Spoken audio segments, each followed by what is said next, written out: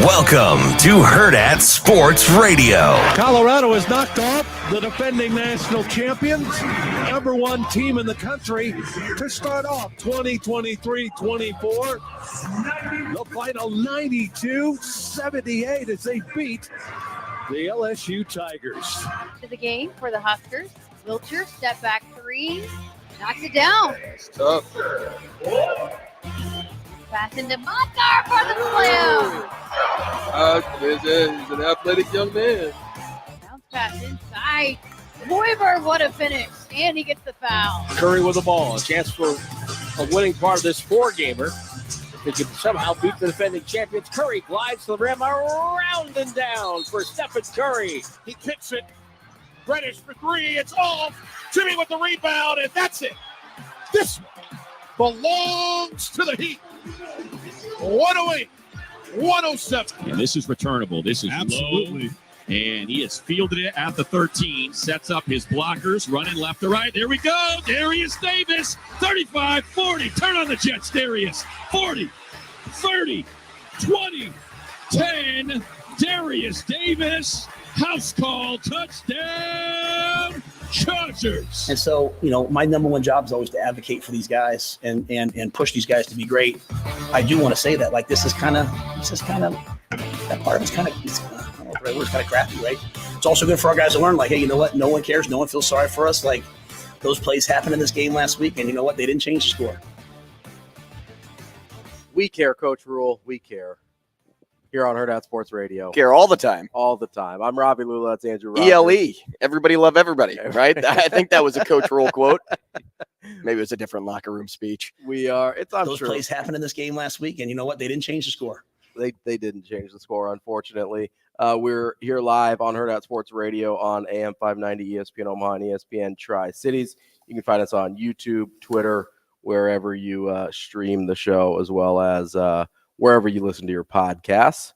And we've got a terrific show planned for you this morning. We have Matt DeMarinis coming up at 8 a.m. He's going to talk a little Creighton basketball with us. It is the opening night of the season for the Jays. It was the opening night in college basketball in general last night. Mm-hmm. That was a impressive performance by Nebraska last night. I was there. You were there. We'll get to that in a minute. We've also got Jordan McAlpine. Am I saying that right? You got it. There, nailed it. We're going to talk a little on it. Omaha hockey and NCHC hockey as well with Jordan. Maybe even touch a little bit on the hot start in the NHL. Just a little bit. Just some of the teams in the did you realize the Knights led off the season 10-0-1? I did not. Yeah, and their first loss was to the Ducks of all teams. Those type of things we'll talk with I say J-A, but it's J-M-A. J-M-A. But we're good with that.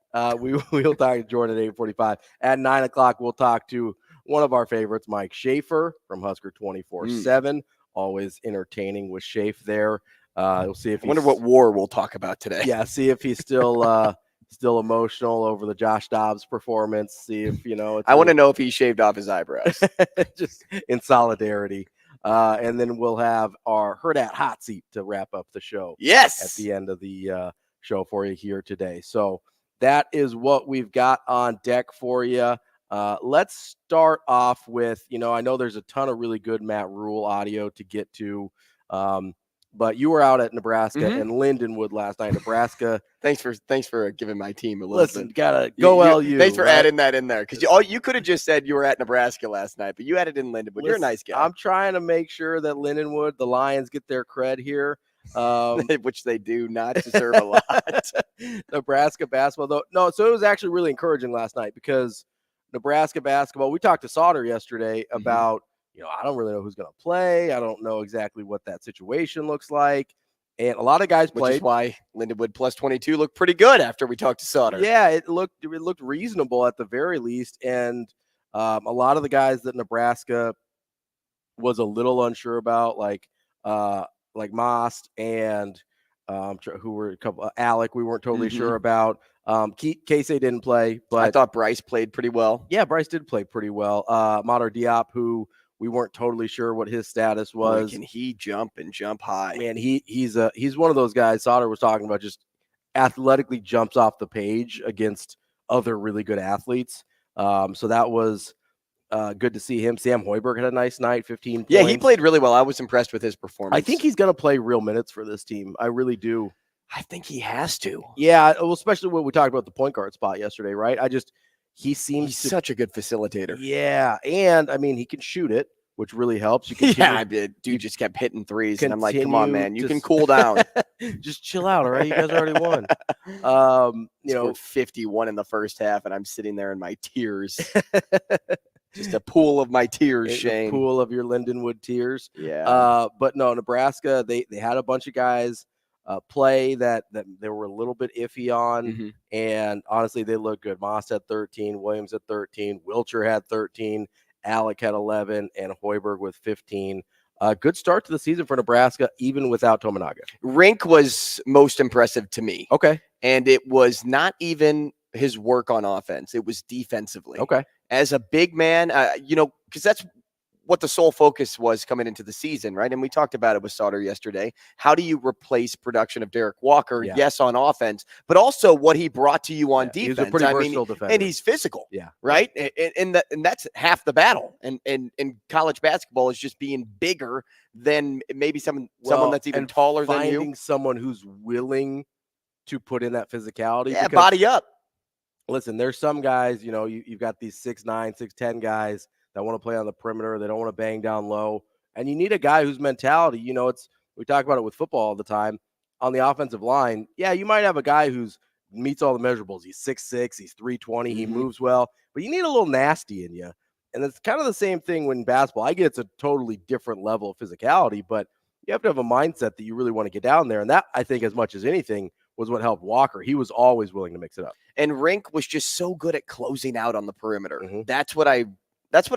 What probably stuck out to me most. Which a lot of big guys struggle with. Yeah, just his ability to move laterally from left to right and force Lindenwood to have to dribble, drive, stop, turn back around, reset. And now let's be honest, Lindenwood's not an impressive team. No. They are not a top-ranked team in the OVC. They're not a top college basketball team in the country by any means. And Nebraska has really high expectations this year. So this is what should be.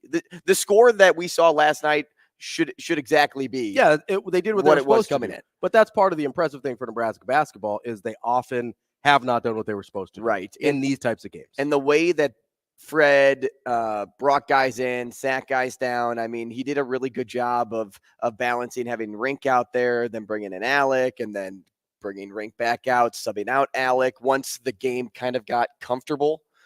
Early on, obviously, both of them played at the same time, but now you're giving them minutes in different roles. And I just think that's so crucial for transfers to try to find a home for them.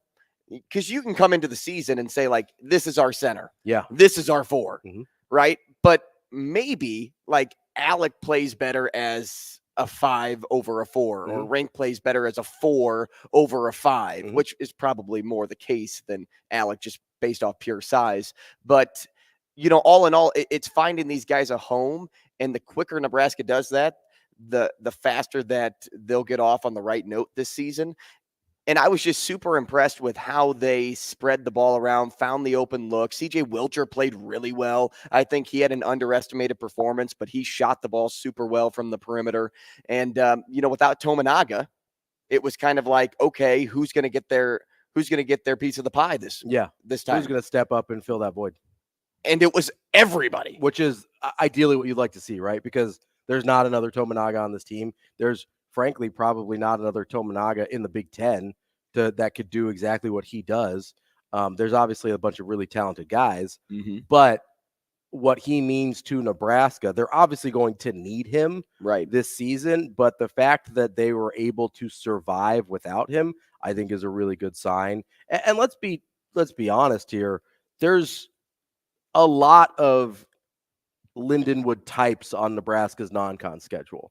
Oh, plenty. And so I get that in the grand scheme of things in the Big Ten, doing what they did to Lindenwood is not that big of a deal, but they're going to play Florida A&M and Rider and Stony Brook and Duquesne and Cal State Fullerton. They've got a bunch of these, and Fullerton's probably, at least historically, a little bit better. Is that Cal State Fullerton game at home? It is, yeah. You know where I'll be. It is the Sunday after Thanksgiving. So maybe I won't be I'll there. say maybe you won't be. But my buddy coaches for Fullerton, so we can get him on the show. Oh, there we go. That'd be perfect. Yeah. But this is a team that plays a lot of these types of teams. So taking care of business against Lindenwood without Tominaga. Taking care of business every day. That's pretty impressive for them, especially, we talked to Sauter about this yesterday. I was really unsure what they look like without Griesel and without Walker. Those are their by far two most important players from last year. And at least for one night against Lindenwood, they looked okay. Like, they looked good. So that's encouraging for them. Hopefully, as they navigate this very manageable non-conference schedule, by the time they get into Big Ten play, they're ready to go with the newcomers. And it goes back to our record prediction yesterday and where they could land come end of the season and probably how they get dancing. Yeah, they need to win minimum 9 non-conference games to feel good about where they're headed into conference play. And that very much seems on the table. I mean, we are not that far removed to Nebraska losing bye games 1 or 2 every year in the first few years under Hoiberg. So you can't take these for granted. It's a lot like Nebraska football, right? We're like, it was just Northwestern, or it was just Illinois, or it was just Louisiana Tech. And it's like, you remember Georgia Southern last year, right? You remember Northwestern last year, right? You remember Illinois the last 3 years, right? Like, were those losses on our schedule? A lot of them, right?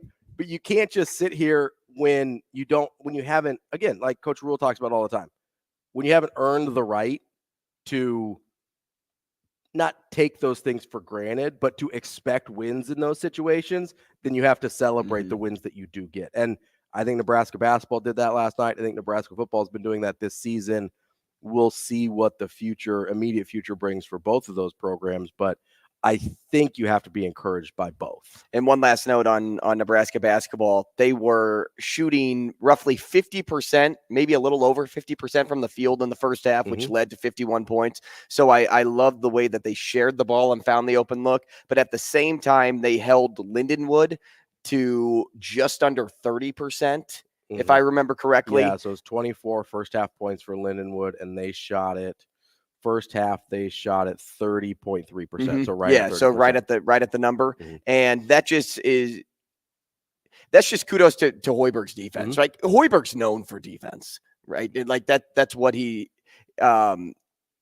Even my buddy who went to the game with me, who was like, dude, I didn't realize like Hoiberg, like, because he's a Bulls fan. Yeah. He's like, oh, I didn't realize Hoiberg. He's like, you guys must be really good on defense. And I'm like, yeah, like they're a good defensive team. You know what's funny is he's kind of transformed himself. He has that at Nebraska, because Iowa State, it was all about like the pace and space offense and all that kind of thing. That's what he was trying to bring to the NBA. But I actually do give him a lot of credit. It's kind of the bizarro Greg McDermott.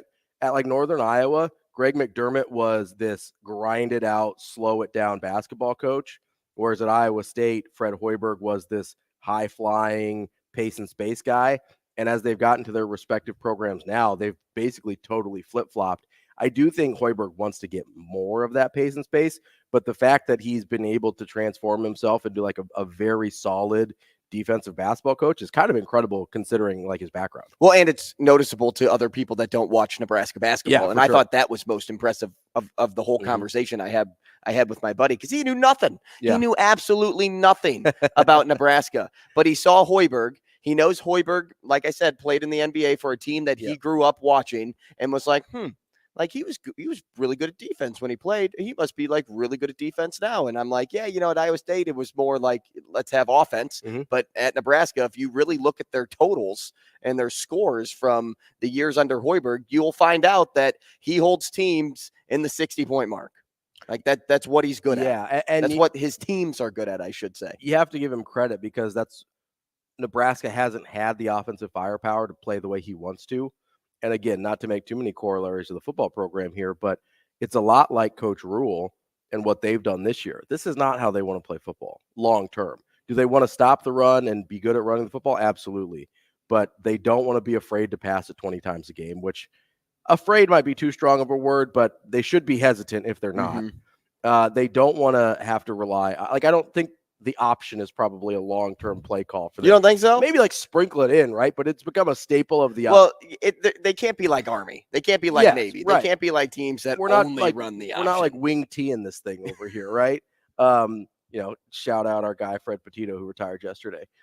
But that's not their plan long term. But they look at the situation they have and they're like, hey, this is what we have to do this year. And Hoiberg's been a lot the same way. He looks at his, outside of last year, he really hasn't had a true point guard on this team. And really that point guard is incredibly important for what he tries to do as an offensive coach. And so I really appreciate guys that adjust to their players without compromising what they believe in as a coach, because that's way harder than people think it is. Like, it is one of the more challenging things to do as a coach is to say, hey, the thing that I want to do, we can't do. Let's figure out something else that works for everybody. That is so hard to do because coaches, I'm sure not the least stubborn people in the world. They tend to have a very... What are you trying to say? I mean, I was like, you've coached a little bit. You probably got a little bit in you, right? But it's, they've done it. Yeah, you have a method to the madness. Yeah, and they've gotten to this place because that madness has worked. Right. And it's, they probably wouldn't admit this, but it's a little scary to go away from the thing that's worked, right? It's a little scary to say, hey, I know this was the idea that we had in our head, but I don't think this is going to work with these guys. Let's figure out something else.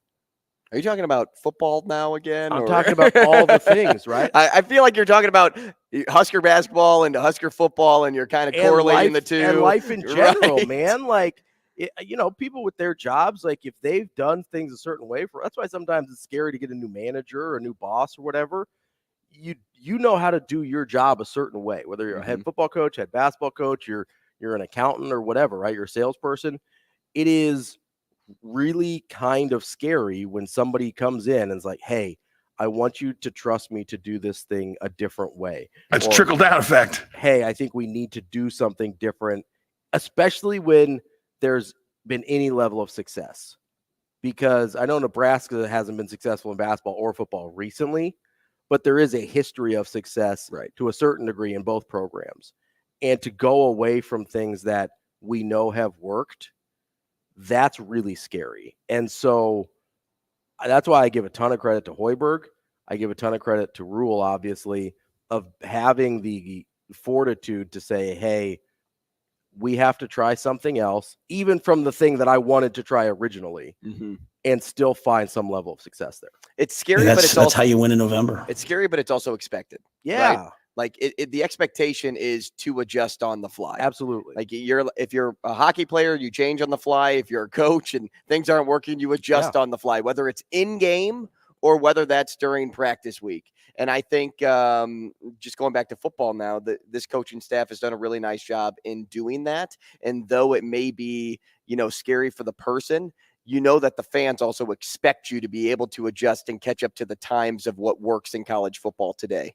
What worked in 30 years ago is not the same recipe that's going to be able to work today. Like, yes, it's good to kind of fall back on some of those things a little bit, like touch back into the nostalgia of those things. Like if you presented me with one of my favorite dishes that my mom used to cook for me growing up, like that's not something that I'd be like, oh my gosh, I'm having it like all the time nowadays. Like, no, that's kind of like a thing of the past. But if you presented it to me one time and was like, hey, like this will take you back to your childhood, like boom, like let's merge those things together. But I can't have my childhood all the time. Right. I have to be up to date with the new foods, the new things. And it's kind of like that in college football too. Like, give me a little bit of the past, give me a little bit of those plays that used to work that people won't be expecting 30 years later.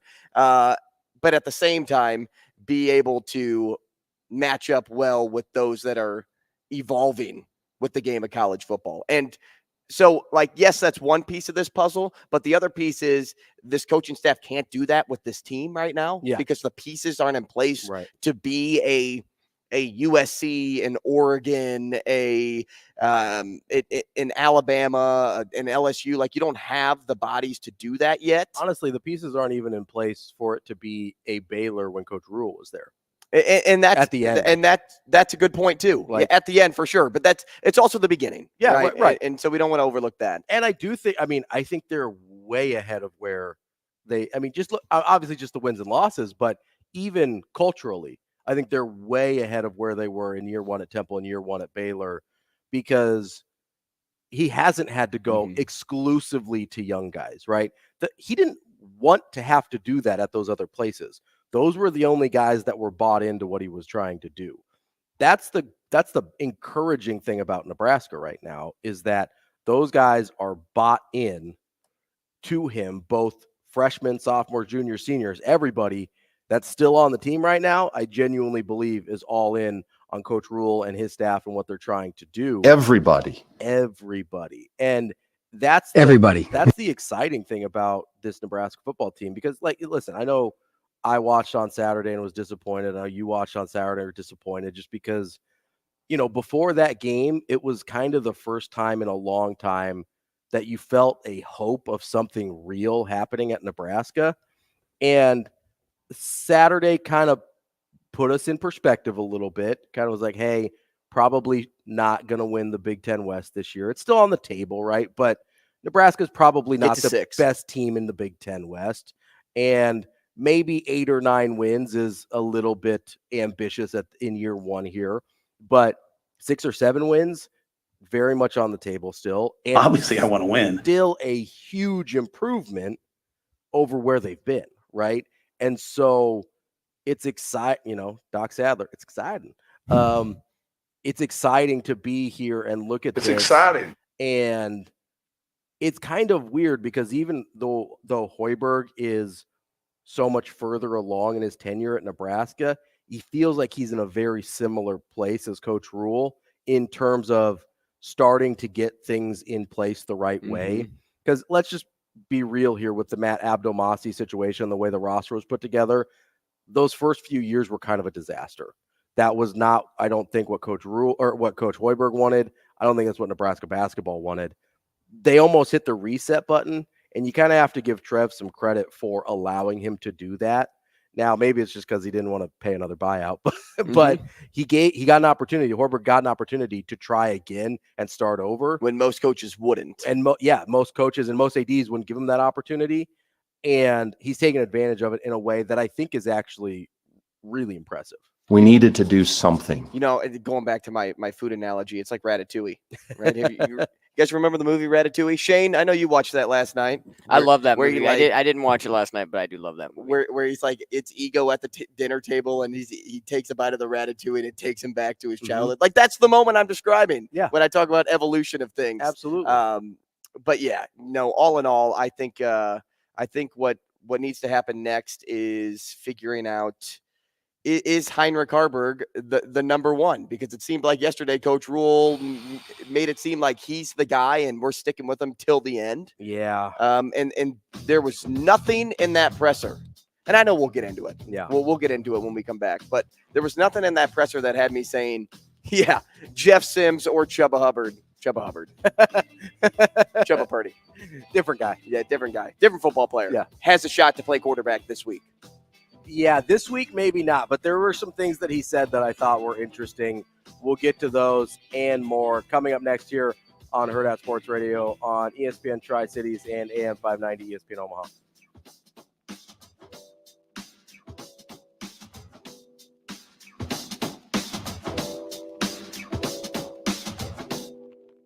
We will be back.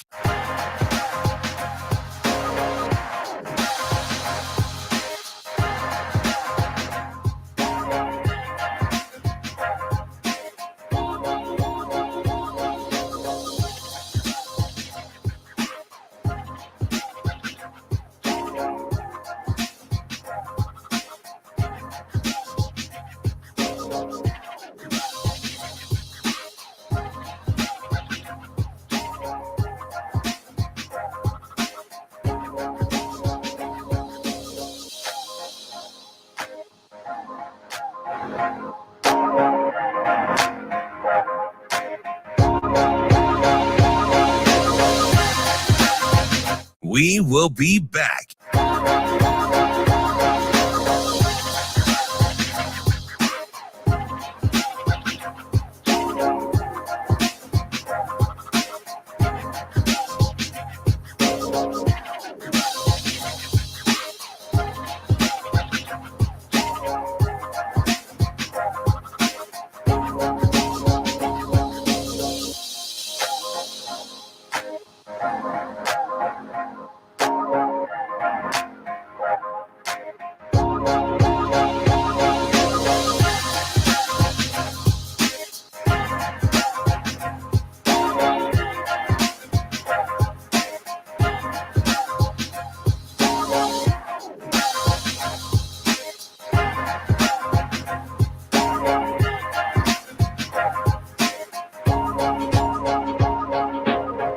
We will be back.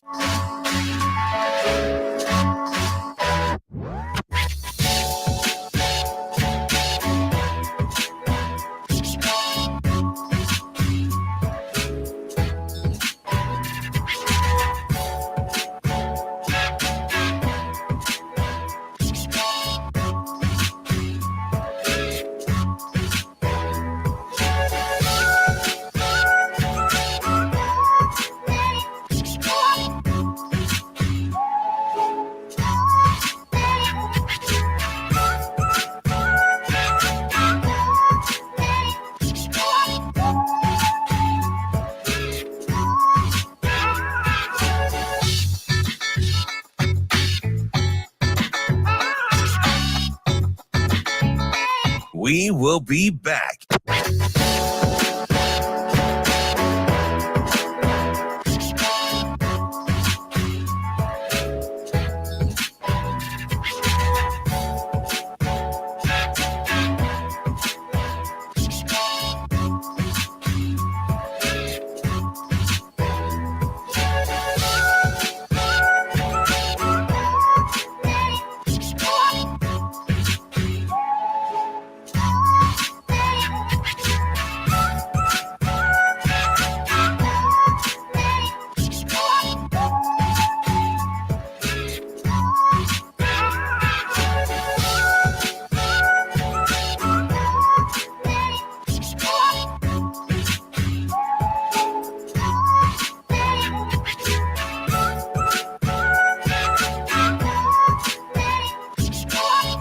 We will be back.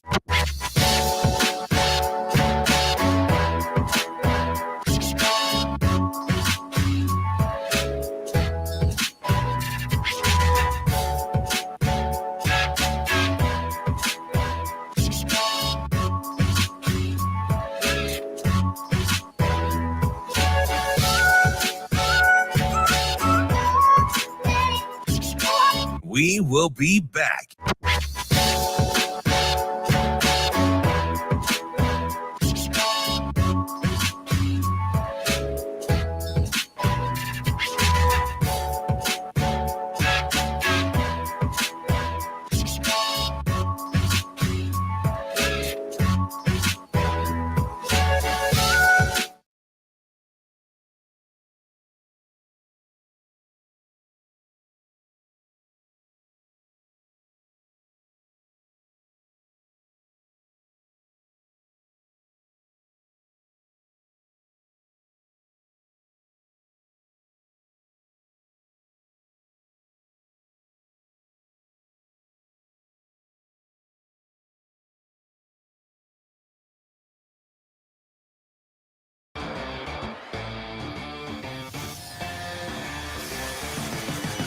You're listening to Hurrdat Sports Radio.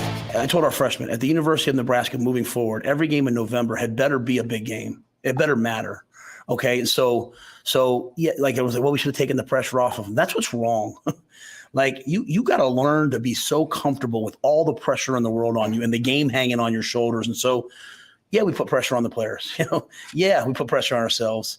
I'm glad that they recognize that, hey, if we won that game, we had a chance to go to a bowl. I'm glad they recognize if they won that game, hey, we're kind of alive maybe in the Big Ten West. You have to come face to face with your demons and your fears and say, hey, when that was happening, did I play free and loose or did I play tight?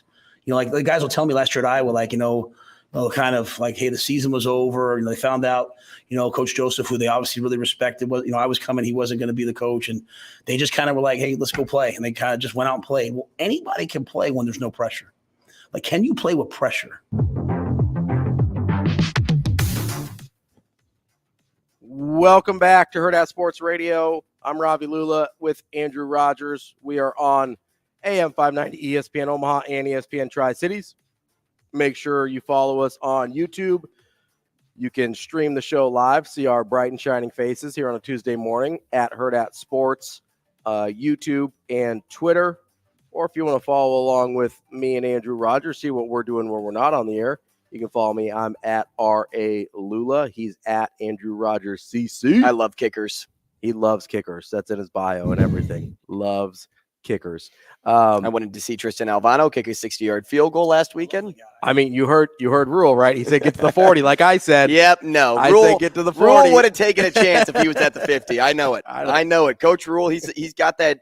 He knows TA's got that dog in him, and he would have given him a shot. 3 seconds left. You're at the 50. You tried out Tristan Alvano. Ooh, I don't know. I don't feel good about it. I don't like it. A 67-yard field goal he could do. He's got the leg. Sure. Like, I know, like, you have that reaction because a 67-yard field goal is not a typical make for a college kicker, let alone an NFL kicker. Yeah. But when you have the leg to get there, where do you lay your chances? Would you lay them in the basket of one guy that can hit a big target, or would you put it in the hands of Harburg and for Nebraska to either run a lateral backyard play or a deep heave to the end zone when there's 18 bodies going up for the same football? Yeah, so my limit would have been a 60-yarder. I would have let him try a 60-yarder. Anything other than that, I would have done a Hail Mary. But if he's got the leg for 67, why not go the extra yards? I know we've seen him in warm-ups and things like that do longer, but I've seen him in a game hit a 57. So I know, and that was with plenty of distance. I know he could add 10 more yards. High school, right? So you got different. Yeah. I know he's got the leg. You're right. Yeah, that was when he was younger. So it was. I'd let him go up to 60, maybe like 62. I can't get to 67. Everybody's crazy. I can't do it. Shane, I think we're trending. I'm sitting next to a crazy person. I think we're trending long. Okay, I say that because Matt Rule went 30 minutes. He's been going 30 minutes. He went 35 minutes yesterday. I thought it was 36. 36 minutes. He's trending long. So we're trending long for 67. My man. See, Shane, I like the way he thinks. He's a Raiders fan. He doesn't know anything. Daniel Carlson for Green Bay. That is right. He's on Green Bay. DC. Yeah, I think he hit the upright this past weekend. Former Raiders kicker. It's tough. It's tough out there. But no, so I think the outside of the Alvano, obviously we disagree about his range, which is okay. We don't disagree about range. We just disagree about decision. Sure. He can kick it that far. Yeah, I think he's got the leg for it. It's just different in game. Like, it's just a different deal in game than in warm-up. So I probably wouldn't have gone past about 60, but that's just me. We'll never know. We'll probably never know. Oh, that's not true. We'll figure it out. We're gonna get him out there for a 67-yarder in game. You know what's gonna happen is Nebraska is going to be chasing that 6th win. It's going to be the Iowa game, right? And everybody is going to be swallowing their stomach, and they're going to trot Tristan out there. Tie game, but they're going to trot him out there. Mm-hmm. And it's going to be from 64. And I'll be like, see, I told you he doesn't have 67, only 64. Yeah, and he's going to hit the back net. Halfway up the back net.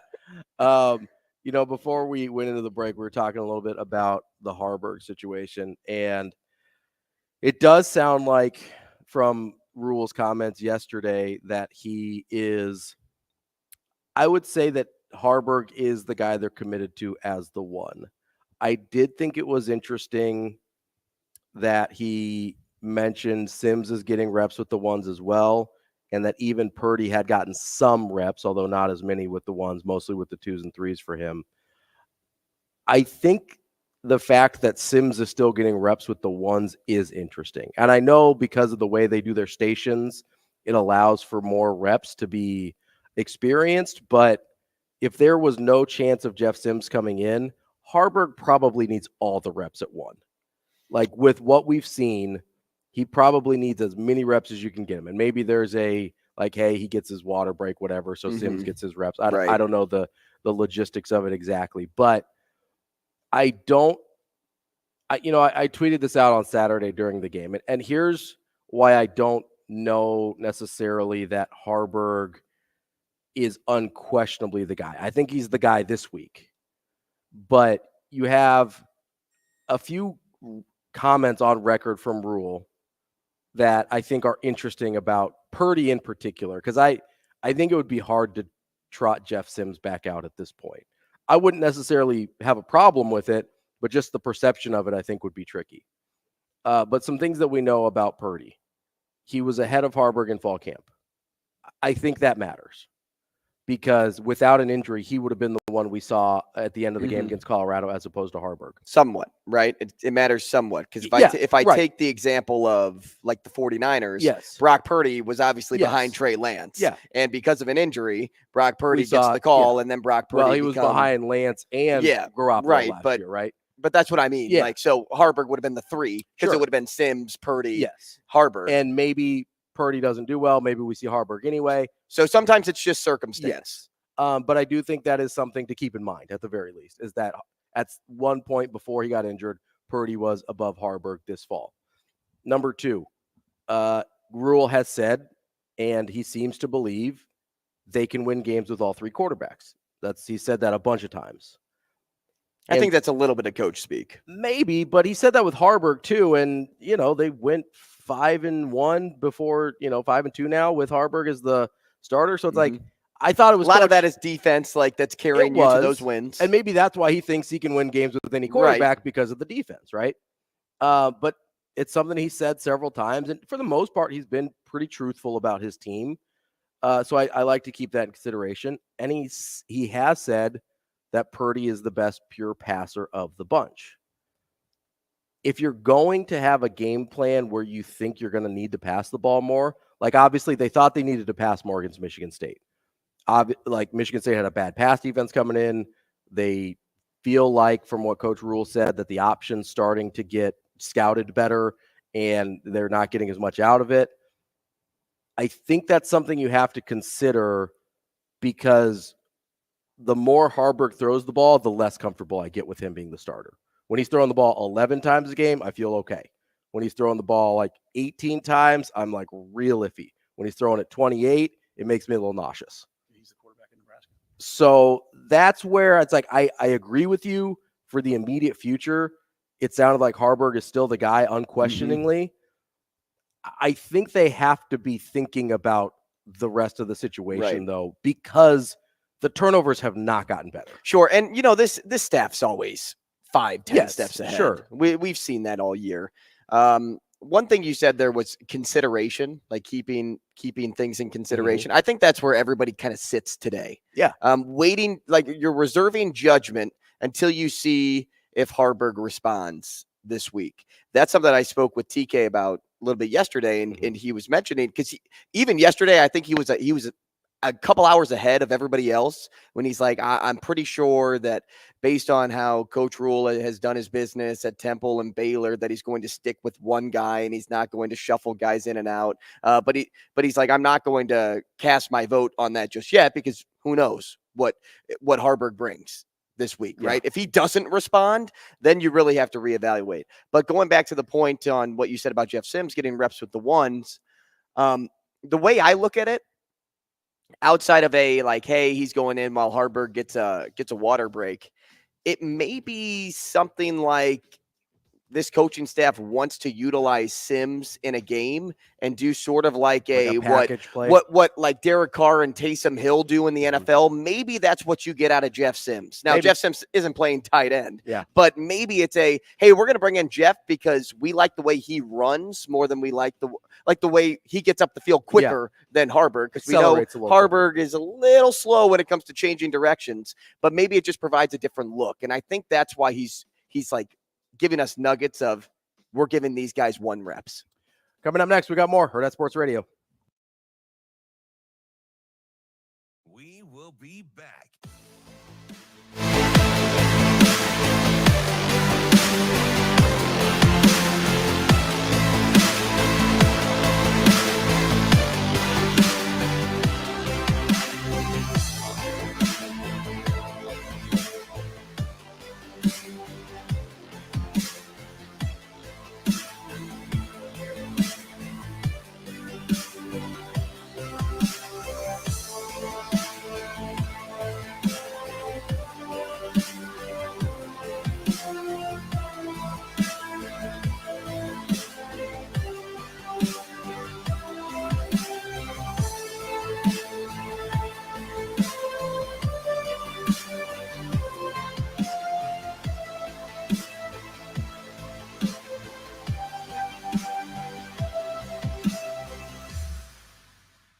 We will be back.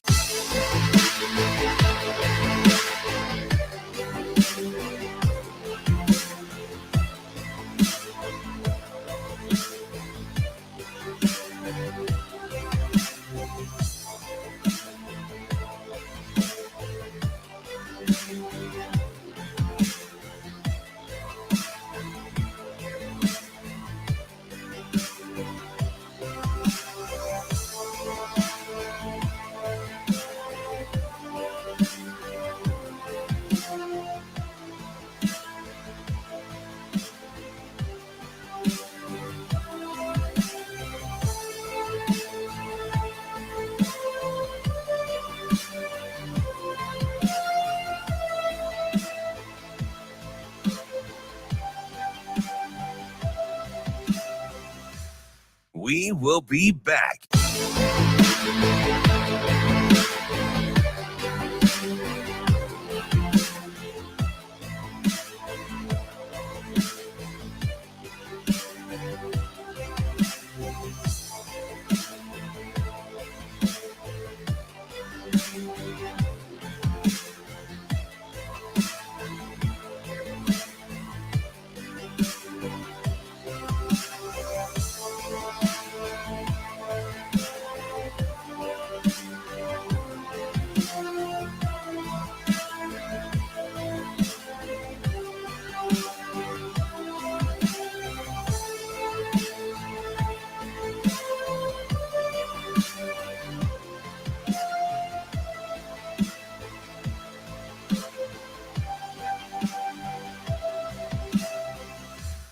We will be back.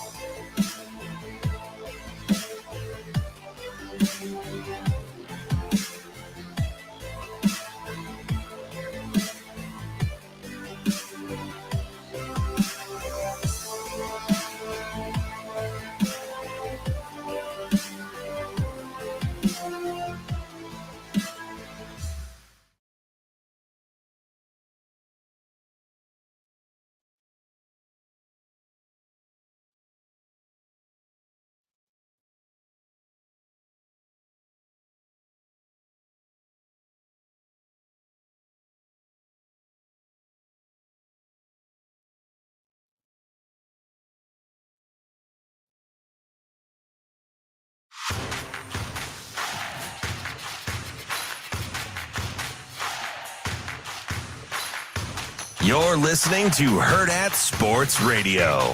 As I've told him, when I coach Heinrich, I'm not coaching him for right now. I'm coaching him for like next year and the year after. Not that we're not trying to win right now, but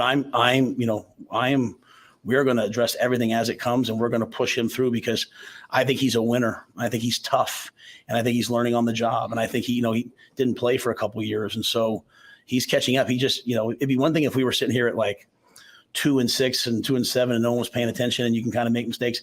Here, the games are all in the balance and everyone's watching, right? And so over the years, I've always found freshmen tell me they want to play. And then all of a sudden, every game's tight and every game's close and they don't quite want to play anymore. It's like, well, coach, there's a lot of pressure here. Let me redshirt and get to the next year. Heinrich wants to play and he wants to compete. And so we try to go through everything. I mean, even to get back in the game, the throw to Malachi and some of the throws he made were unbelievable, right? The one to Fedoni is just a little bit high. If that ball's just a little bit lower, then Fedoni catches that ball. So just always working with Heinrich on his accuracy. And we're asking him to do a lot of things. We're asking him to drop back and throw it, play action and throw it, run the option. He's battling for his teammates. So as I said, I have the ultimate respect for him and the way he goes about his business, and he's learning on the job, as we all are right now.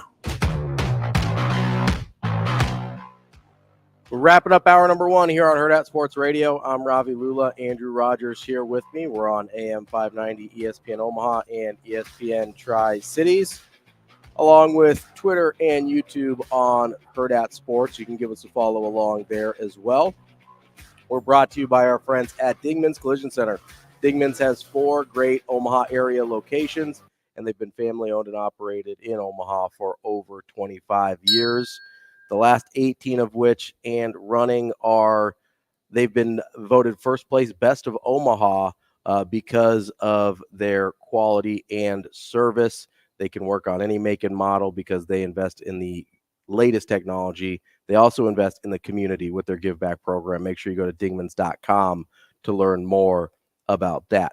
Kind of continuing on with our conversation about. By the way, if they were sitting at 2-6 right now, I think there'd be a lot of people, because he was saying that if they were sitting at 2-6, they wouldn't, they'd have a little bit more room for error. I think there'd be a lot of people that would notice that. Yeah, it's not that they wouldn't notice, Shane. It's just that there's a different type. It's like what he talked about with the Iowa game last year. There's a different type of pressure when you're trying to achieve something that you haven't in a while. Whereas, let's be honest, if Nebraska was 2-6 this year, a lot more people would be checked out at this point in the season. Not that they wouldn't still be watching, but just from the last few years to now, and I get it's different with year one in a coach versus year 4 or 5 in a guy that you think is probably on the way out. But Nebraska fans are tired of watching their team lose that much. And but I know the vocal, I mean, they would be so vocal about something needed to change if they were sitting at 2-6. Well, I think I know what Ravi's like going at when he says people would be checked out. People would still be mad that they're 2-6. They would be mad that they're 2-6, but they'd be less checked in on the nitty gritty of like, hey, Harburg is doing this wrong, or compared to the other quarterback. Yeah, compared to like if you're because everybody was doing it wrong, right? So yeah, that's if why. You're 2-6, everybody's screwing up. It's just a bad football team. You're mad about it. It's not that they don't care when I say checked out, but they're not analyzing like play by play. Like Harburg had this many interceptable passes, and he should have had, he had 2 interceptions. He probably should have had 4, and all of these other things. You get less of the nitty gritty criticisms of a specific player, and it's more, oh gosh, here we go and again. We've seen it at that, and we do not want to see it at that again. So thank you for Coach for getting the team up to where they're at right now. But I think the pressure point is really key, because he honed in on that, of pressure in the game or of the game and pressure of the position. Yes, right. So he kind of separated the two, and wanting the pressure or accepting the pressure, which I think, when we talk about Harburg versus the other quarterbacks, I don't think he said that on accident. I think that maybe is the difference of what we're looking at between a Chuba and a Harburg, or maybe between a Jeff Sims and a Harburg. Like, yeah, Jeff Sims has a lot of experience. I wouldn't say he was ever in a pressure situation at Georgia Tech in terms of, hey, we've got something on the table here to on the line. Lose. Where Harburg hasn't been in that situation either, but it sounds like he's embracing it in a way that Rule appreciates. Maybe that was as much talking to the other quarterbacks in the room as it was telling us about Harburg. Did you also notice too, it was either after the game or it was in the presser yesterday when Coach Rule had said, well, we got to remember that Harburg hasn't played in 2 years. Well, it's true. Right. Has not played a lot of football. I feel like that gets overlooked. When people see and, really assess his play, we tend to forget that he wasn't playing quarterback. Yeah, just wasn't playing at all. Right. He just wasn't playing at all. And so he wasn't getting the reps that, like, game reps. And he was getting practice reps, but then he shifted over to tight end a little bit, and then he was being like, I'm going to be like a dual purpose type of guy. But we forget that he has never made 20 throws in 5 or 6 games in a year. He just doesn't do that at Nebraska because he's never had that opportunity. And now when he does get that opportunity, that's why I go back to the point of reserving judgment just a little bit. And if you listened, yes, the wound may still be fresh. You may look at his play and be like, gosh, that was ugly. And there's been a lot of points in the season where you can say that is not a good football quarterback. But remember, somebody will call it like riding a bike, but playing quarterback is completely different. Yes, you can still throw the football, but what you need to learn is the speed of the game when you're in the game, especially when you haven't played Division I Power 5 quarterback before, which he really hadn't before this year. And so that's why it's kind of like I want to pump the brakes a little bit. I know I've been hypercritical, I know I have, but hearing from Coach yesterday, I'm willing to wipe the wound. I'm willing to put a bandage over the wound right now to see how he bounces back this week. See, my issue is it feels like the turnovers at least have been getting worse. It feels like some of the decision making has gotten worse. If the turnovers have certainly gotten worse, because originally that's the thing that we were okay with, even though it looked maybe a little bit clunky at times with Harburg early in like Louisiana Tech and Northern Illinois, right? He's not turning the ball over, right? So we can live with a little bit of clunkiness, a little bit of learning curve because he's not turning the ball over. And then he was turning the ball over, but they were still winning. And so we're like, okay, we can live with the turnovers because they're not killing us. We're still winning the game. He's not putting us in these positions to lose games. And then we've got, okay, the decision-making has gotten worse in terms of where he's throwing the ball. The turnovers have gotten worse in terms of how often he's turning over the ball. And now you catch a loss as well. I think to me, that's where this sort of breaking point's too aggressive, but kind of a turn in my mentality with Harburg, because the thing that he was supposed to bring to the table was taking care of the football better than Jeff Sims. That's all we really wanted at the time. And that's no longer the case, right? And I don't know. We can't know if Jeff Sims would have won those games, if Chubba Purdy would have won those games the way Harburg did. We have no idea, right? There's no way to know that. What I do know is you could put somebody else in there and they can turn it over just as many times as Heinrich Harburg does. And listen, if you genuinely believe that Heinrich Harburg is the future quarterback of this program, I understand letting him go through these growing pains. I do. If you think, hey, I think this is our guy for the next couple years after this, let's ride with him a little bit. I totally get that. And I understand if you're like, hey, Jeff Sims, maybe not even coming back. Maybe he's going to redshirt this year because he's only played in 4 games so far, because he had that one random play earlier after Harburg took over as starter. But, you say, hey, maybe it's not Sims because he's going to want a grad transfer at the end of this year or whatever.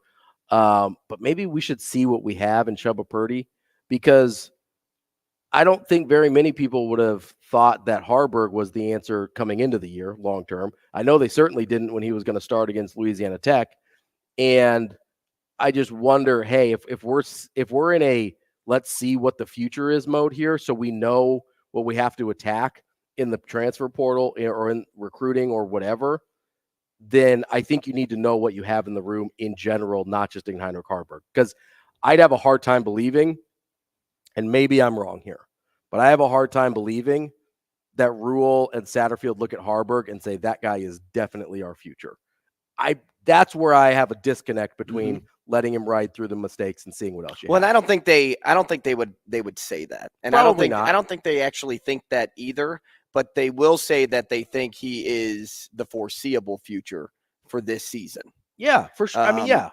And you're not – look, I said it yesterday. I'll say it again. Coach Rule is not the type of guy that's just going to sit with the people he has in his room. No, he's going to make sure the people that are in his room are the ones that want to be in the room, for one. But he's also going to make it a competition. Mm-hmm. He's not just going to hand you the reins and say, hey, this is your bus to lead, right? Mm-hmm. Like, no, this is a situation of a coach that's trying to build something fantastic. And the only way to build something is to not get stagnant with your options. Yeah. Playing to win, right? Yeah. And so because of that, he will attack the transfer portal. He will see what he gets out of development of some of the young guys that he recruited in the 2024 class and see what's in front of him. Harburg will have to compete for that position next year if he wants to play that position next year. But as of right now, I think what you can do is keep him in there as your starter, maybe give some alternative looks with Jeff Sims if you're really looking for more running plays than passing plays. If that's the direction you want to see them go, that's the direction I think the people want to see this go, where you're not throwing the football 30 times a game. I'm uncomfortable with them throwing 30 times a game with anybody on this roster. So he's the quarterback in Nebraska. I just really believe that, it'll solve itself. Like yes, you talk about decision making, right? That's why Harburg was there initially. Then decision making got worse. Mm-hmm. But you'll overcome some bad starts. It's like being a pitcher, right? You may be the third best pitcher on your team. Like, remember Fott for the Diamondbacks? Mm-hmm. He had a horrible regular season. Like, his ERA was in the 5.6s in the regular season. Sometimes that just happens. Mm-hmm. But as somebody that's young, you're learning through the speed of the game at that level. And then he got comfortable once he got into the playoffs. I'm not saying that's going to happen to Harburg, but you give him time, you give him enough starts, he'll get comfortable. Coming up next, we've got Matt DeMarinis from the White and Blue Review to talk about Creighton. We will be back.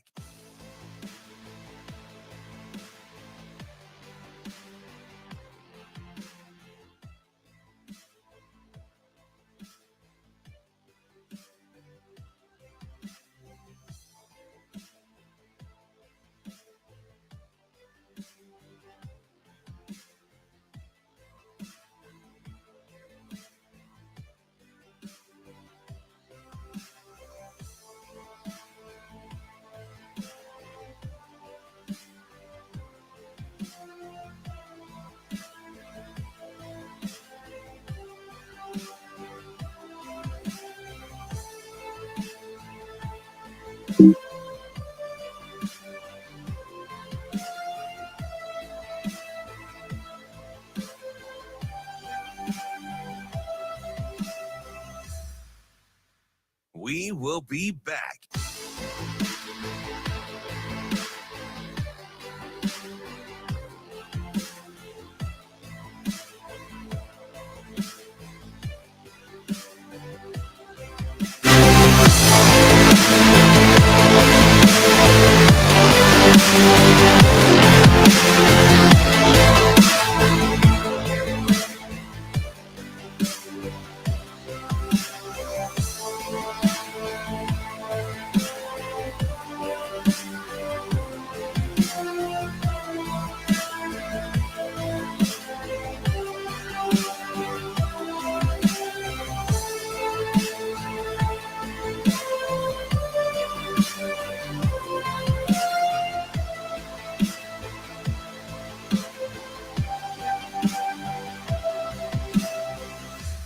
We will be back.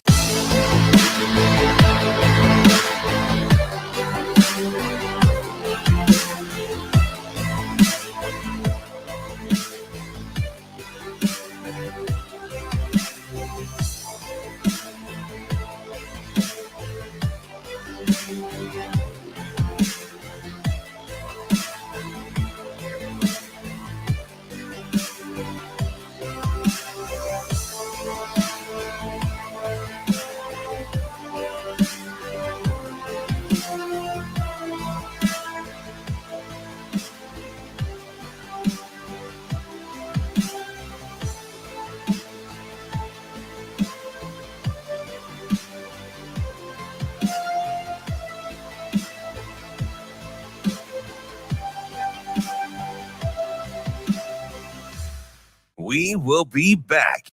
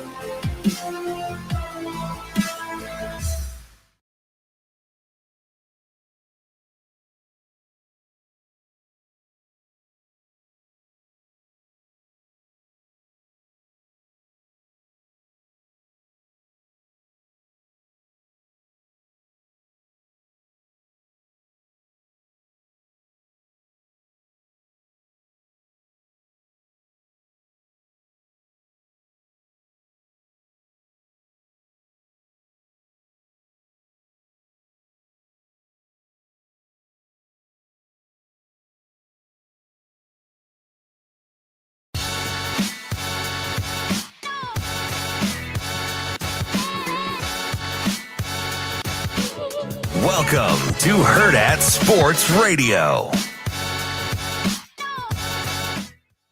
Kicking off hour number 3 here on hour 2. Ravi's been here since 5. That's why it's hour number 3. I have not been here since 5. Kicking off hour number 2 here on Hurrdat Sports Radio, AM 590 ESPN Omaha and ESPN Tri-Cities. I want to tell you about our friends over at Pratt Dental.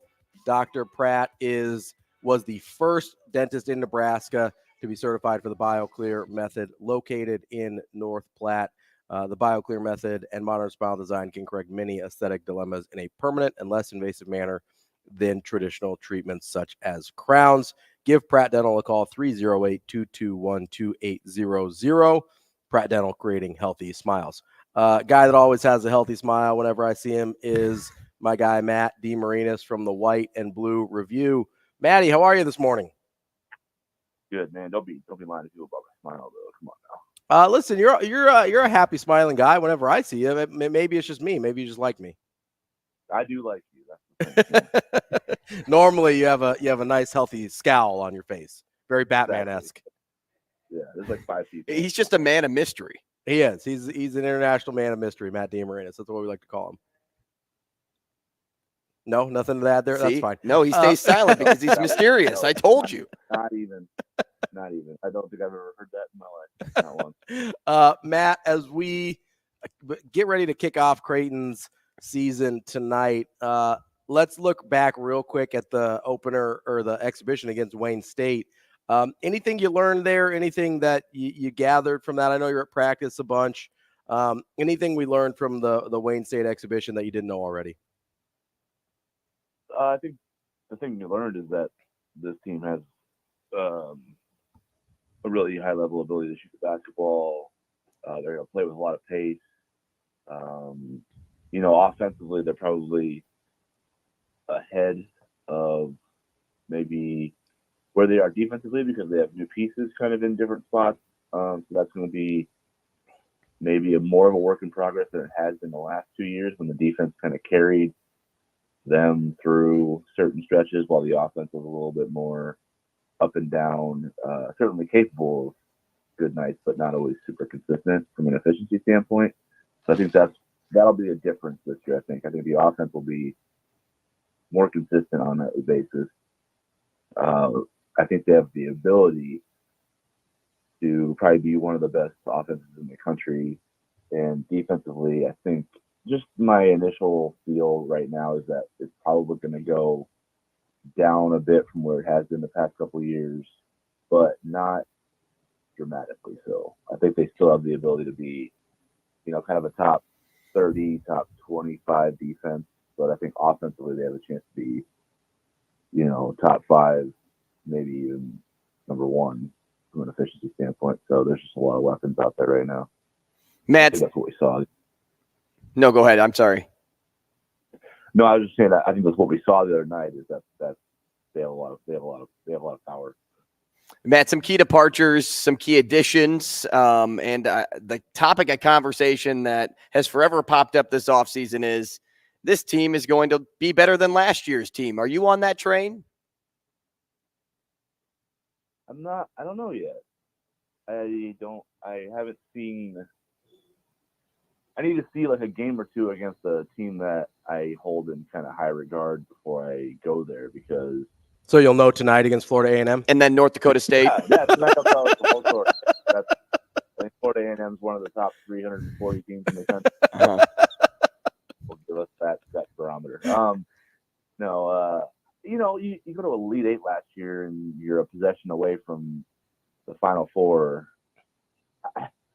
I understand that people are trying to kind of speak it into existence that there's addition by subtraction and that there's the ability now to just rip through, have this kind of dream-like season where you lose 1 or 2 games all year and they're all close and, it's just going to be, just a parade to a national championship essentially. Seasons don't go like that. I just wish Michigan State is a really good basketball team. They're 0-1. I still think they have the ability to make a Final Four. But right now, no one thinks they're any good. So, you know what I mean? That's the way seasons go. You're still dealing with 18 to 20, well, I guess the 25-year-olds now.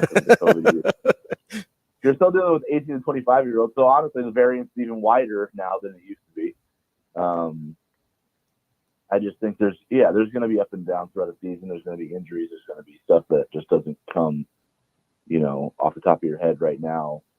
But they're capable of being better than last year because offensively the pieces work really well together. When you look at Ashworth and Alexander and Shireman, that's like, myself and one of your colleagues, Jacob Padilla, we both think that's basically 3 point guards right there. Yes. So yeah. Whoever's grabbing a rebound is the point guard. Yes. In transition. And then, when they're in the quarter court, then they set stuff up and probably run a more, system-oriented motion offense. But, and then defensively, they have a lot of veterans. Like Ryan Kalkbrenner is, his resume speaks for itself. Trey Alexander has gotten better. Baylor Shireman's gotten better. So they just have a lot of understanding of how to win basketball games. And that's going to carry them through maybe nights where they don't have their A game or aren't playing as sharp.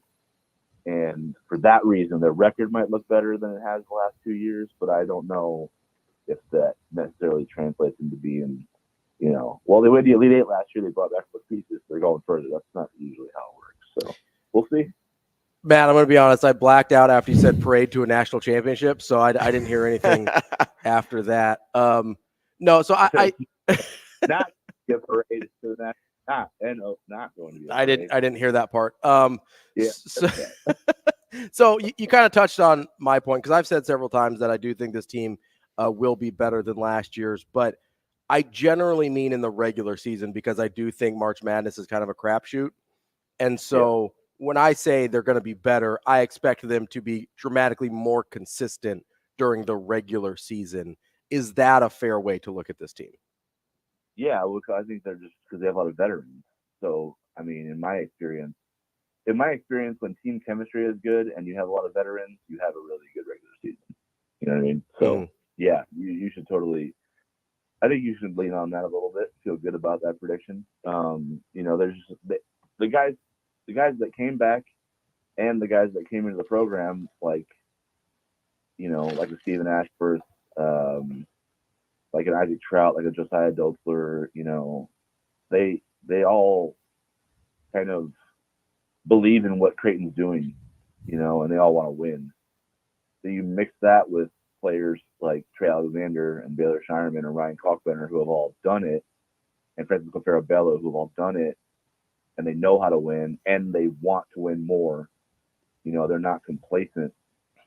That's a good mixture there for having a good season. So everything on paper right now going into it should breed, I guess, confidence from an outsider's perspective, because there's just not a whole lot that, I guess, if you were to try to assess what could go wrong here, there's not a really low floor. It seems like they're going to be a really good basketball team. I don't know, that sounds stupid just to say it as plainly as that, but they are going to be pretty good. So I think they'll be one of the best teams in the country overall. Matt, what do you think makes this team better offensively? Is it the fact that they have improved their shooting kind of 1 through 5, or is it the fact that they've got essentially 3 guys capable of initiating offense at any given time? Because, I'll just let you answer the question. I don't want to give my answer. Go ahead. Fair enough. I do that is the point of the interview. I was going to say, yeah, I can do that later after we get rid of you. So just go ahead and say what you're going to say, and I'll say agree or disagree, and then we'll go to the next one. Well, so he's kidding. Yeah, I know. I can't ever tell with him. He's a sarcastic guy. I think what the thing for me is they have multiple guys that are just willing to play different roles in the offense. So Stephen Ashworth is right. He's brought in as a point guard, and the narrative is that he's the replacement to Ryan Nembhard, and all year long they're going to be compared to each other. But that's not really how it's been going. Like, Ashworth is the point guard, and he's going to have the ball in his hands a lot, but not as much as R2 did. Like, Trey Alexander is going to run, run point. Baylor Shireman can run point. Francisco Farabello can run point. There's going to be a lot more flow to their offense. It's going to be a lot harder for defenses to kind of load up and say, all right, here's how we're matching up, especially in transition.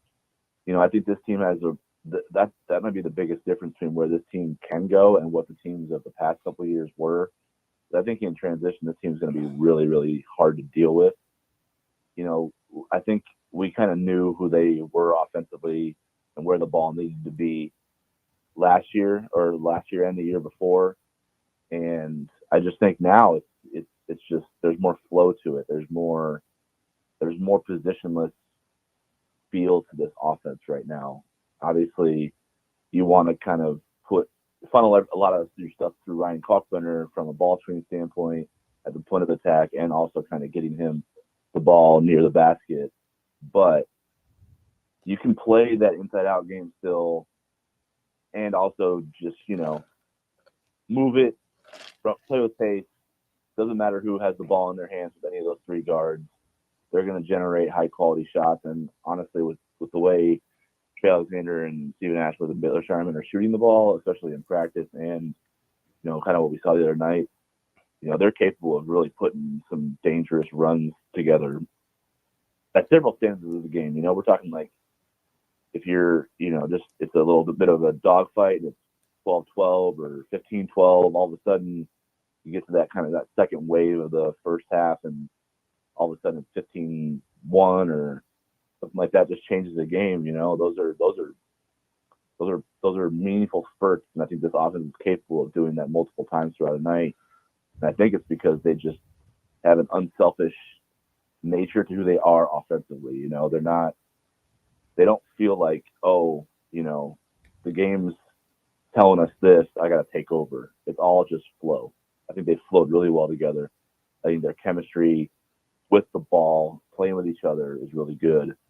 And I think that's what's going to make them a really dangerous offense this year, and probably a better offense than they've been the past couple of years.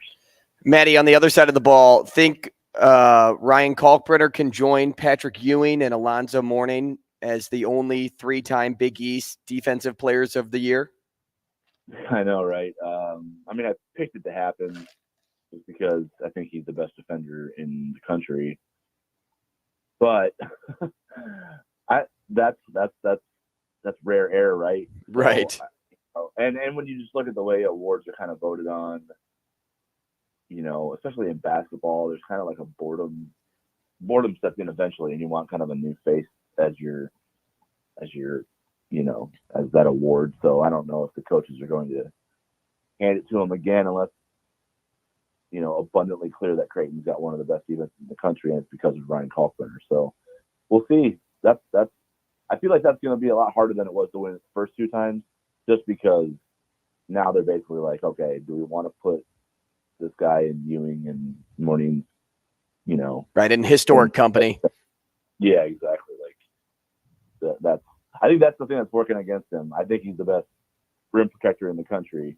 I don't think that's up for debate as we go into the college basketball season today, or yesterday. But as far as what he can do, we saw what they're like without him, and what they are like with him at full strength. So his impact is clear.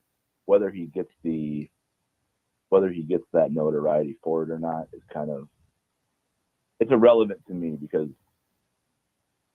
we just know who he is and what he's capable of and how he elevates this team right now. I think he's, depending on how this season goes, I think he has a chance to be, on Doug McDermott's tier in terms of players who have impacted Creighton. I think he has a chance to finish it out on that level with the way his career has gone so far and what he's capable of. Maddie, I know you watch a ton of Big East basketball in general. So a couple of questions, or just a question about a couple other teams kind of listed at the top of the league with Creighton. Do you think Marquette can replicate their level of success from last year, at least in the regular season? And are we not talking enough about UConn's losses in terms of the guys that left the program when considering who they're going to be this year? Well, with Marquette, I think the easy answer is yes, because, in college basketball, experience is is really valuable. So they have a lot of their players back from a really, really good season. There's different dynamics now that are going to be in play with them. They're going to be the hunted versus the hunter. So they have to, they have to kind of switch their mentality up. But it felt like last year they really got after teams and were chasing something. They were chasing that notoriety, that respect, that we're not the 8th or 9th best team in the conference. We're one of the best teams in the conference. I think that was an edge they were able to harness. And I think when you're the favorite, it's a little different. It's hard to manufacture that juice when you're expected to be the team that wins most nights. So that'll be different for them. How they handle that challenge will, I think, ultimately determine how long they hold on to that top spot. Right now on paper, it's hard to pick against them. I wanted to so badly because I really love Villanova. I love the roster they put together. I think it fits exactly who Villanova's always been. And I felt like they were the best team in the conference going in on paper, but with Marquette having most of their players back from winning the league title outright and then winning the Big East tournament, you're like, okay, well, it just doesn't make any sense not to have them number one. So really it's 1 and 1A for me with them and Villanova. I think Creighton's right there. I think UConn has the talent to be in that tier as well. I just need to see what it looks like without Jordan Hawkins, Andre Jackson, Sonogo. So I think Joey Calcaterra's gone too. Like they're different. I think they're really talented. I think they're really well coached. But I need to see it first before I say, oh yeah, UConn's not going to miss a beat here. So that's a lot of studs they lost. And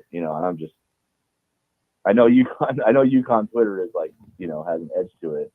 But I mean, I just don't think you can lose that type of talent and just hit the ground running without any kind of transition or, adversity. And especially when you look at the fact that team wasn't gangbusters start to finish last year. I mean, they lost 7 regular season games in Big East play.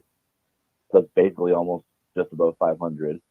And they lost to Marquette in the semis in the Big East tournament. So, I mean, the only time they looked like the best team in the country is when they weren't playing Big East competition. So, then you lose the studs they've lost, and I just need to see what that looks like first. I need to see if Donovan Klingen's ready to handle kind of a starter's workload. I need to see if Stephon Castle is really, the truth in terms of not only his talent level, which I think is unquestioned, but his ability to kind of be consistent from a nightly basis. That's the thing that freshmen struggle with. So they're relying on a lot of unknowns right now that are capable from a talent standpoint, but can they do it, on a night-to-night basis in a league that has a lot of teams that are capable of winning a national championship?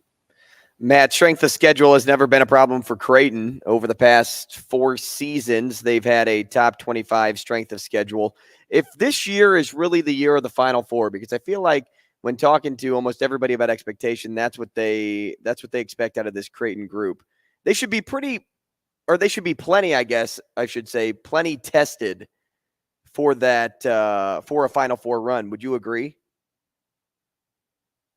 Yeah, well, I mean, I think the Big East at the top it feels a lot like that 1920 year before COVID took over. It felt like at that point there were 3 teams that were capable of being, on the final weekend. Like Seton Hall was really good, Villanova was really good, had pros all over the place, and then Creighton was just flying.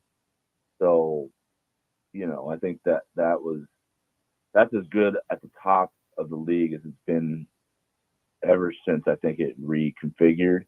And I think this year is one of those years too. I don't necessarily love the middle, and I certainly think there's more at the bottom than people are willing to admit. Like Seton Hall did not look good last night.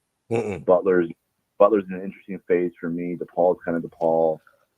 I don't know what Georgetown's going to look like in year one. They're not really healthy right now, so it's going to be weird looking who they are and what kind of team they can be. And then, St. John's lost to a D2 team in non-con, and they're kind of hanging their hat on that Rutgers win, but Rutgers lost last night to Princeton. So, I mean, I don't know who St. John's is yet. Xavier's obviously going to take a step back from last year. So I don't love the middle or bottom in terms of the overall toughness of the league right now this season, but I love the top. I think the top is capable of being anyone in the country. Marquette, Villanova, UConn, Creighton. So that's going to be that 4 will be a war for sure. And then you look at Creighton with the rest of their non-con, like I think Loyola Chicago will be better than they were last year. I think Nebraska will be better than they were last year. UNLV has a chance to be pretty good. Alabama is, Nate Oates is just one of the more consistent coaches in the country, so he'll have them ready. Same with Fran McCaffrey in Iowa. So there's some good games in there. And then I think Colorado State's going to probably be better than they were a year ago. I don't know if they're going to be as good as they were 2 years ago, but I think, if Creighton plays them on the second day in Kansas City, that could be a really good game on a neutral floor. That could have, you could be looking at 2 NCAA tournament conference winning teams in that matchup. So, I think it's not as doesn't have as much teeth as last year. Last year was pretty psychotic. But it's a good schedule for a team that's this good because there's going to be tests throughout it. And as you get through towards the end of the season, when you're looking at, you're playing Marquette at home in March, you're playing Villanova on the road right before the Big East tournament. UConn at the end of February, the Big East, when they put this together, they said, okay, we're going to make sure the best teams in the conference are playing each other at the end of the season. So as this thing ramps up, it's going to get more and more difficult, and you're going to get like a postseason feel in the arena. It's going to feel like NCAA tournament games for about, a couple weeks before the NCAA tournament even starts. Matt, we're going to get you out of here on this, and then I have kind of a joke question for you at the end if we have time. Heath asks on YouTube, who is your Big East sleeper this year, like somebody outside of that top 3 of Marquette, UConn, and Creighton that you think has a chance to maybe surprise some people? I know some people don't say Villanova either. I would say not. Yeah, I would say you love Villanova. I know a lot of people like Providence too. Well, if Villanova is not in that top 3, I can't say Villanova. Yeah, we're gonna say because you already said Villanova, so give us somebody else. Okay. Ugh. I just told you I don't like the middle or the bottom. Exactly. Right. So there's no one else. Is there no one else? Providence has Bryce Hopkins. I think he's capable of winning the Conference Player of the Year. I don't know what they are like team English, so that's Providence. All right, you got like 10 seconds here, Maddie. John Fanta said that a Creighton player last year who's no longer there, his entire family was blowing him up about how he should be covered last year. Do you have any guess who that might have been? Yeah. Would you like to share with us? No. Okay, sounds good. That's our guy Matt DeMarinis. He doesn't want to put Matt Miller on blast. Come on. That's our guy Matt DeMarinis from the White and Blue Review. Maddie, we appreciate it. No problem, guys. Thanks. Thanks, Matt. More Hurrdat Sports Radio coming up next. We will be back.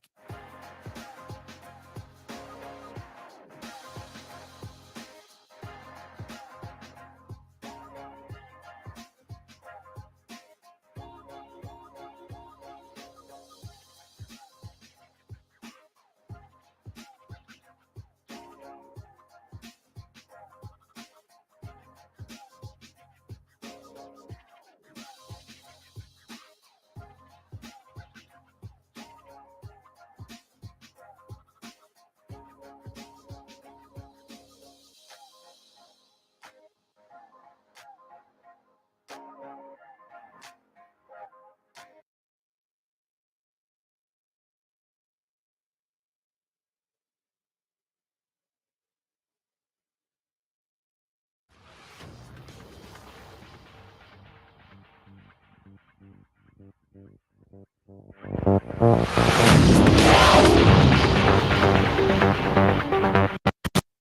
gets the scoring started 1-0 Omaha. Circle, shoulder down at the net, shot, score! Victor Mancini. Realizing that here comes Mancini. Offensive out of the left wing. Now low circle, shoulder down at the net, shot, score! Victor Mancini overtime.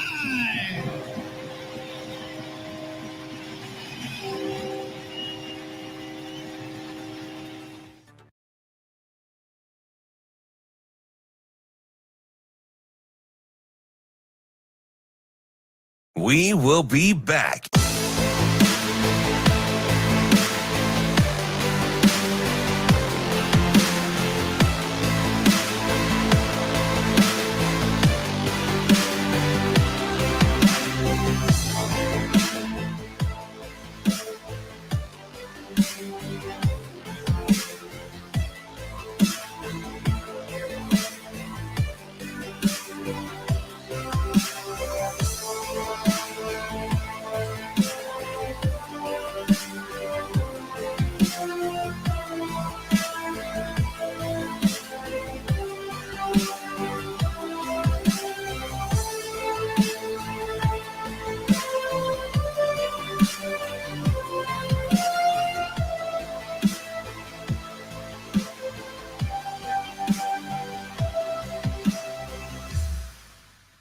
We will be back.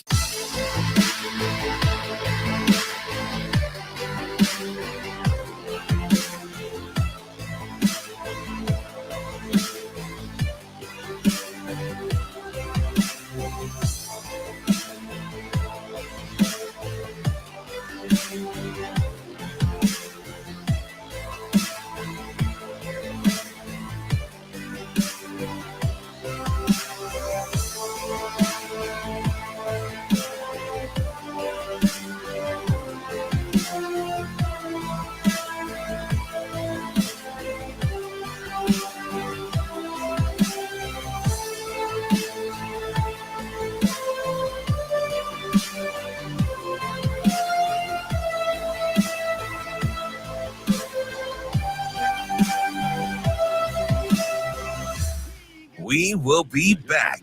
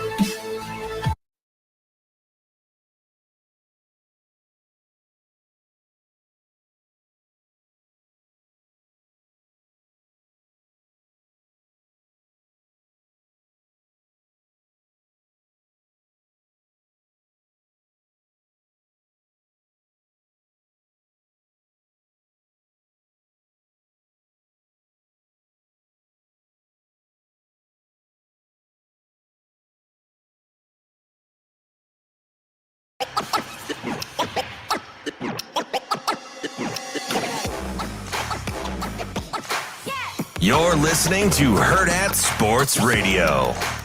I don't necessarily pay as much attention to sacks as I do how often the quarterback is under duress. Like even on those 2 long runs, I mean, he's jumping around, getting people everywhere. So, our protection has to be better. We have to strain harder. It's not, to me, it's not, it's not necessarily always talent. It's about bringing your technique and outworking the other team. Same thing on defense, about outworking their offensive line. And you get down to these games at the end of the game, we have to give our quarterback a chance to go make the plays to win the game.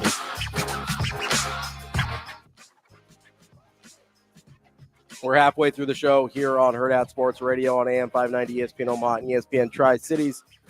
We are brought to you by our friends at Rockbrook Camera.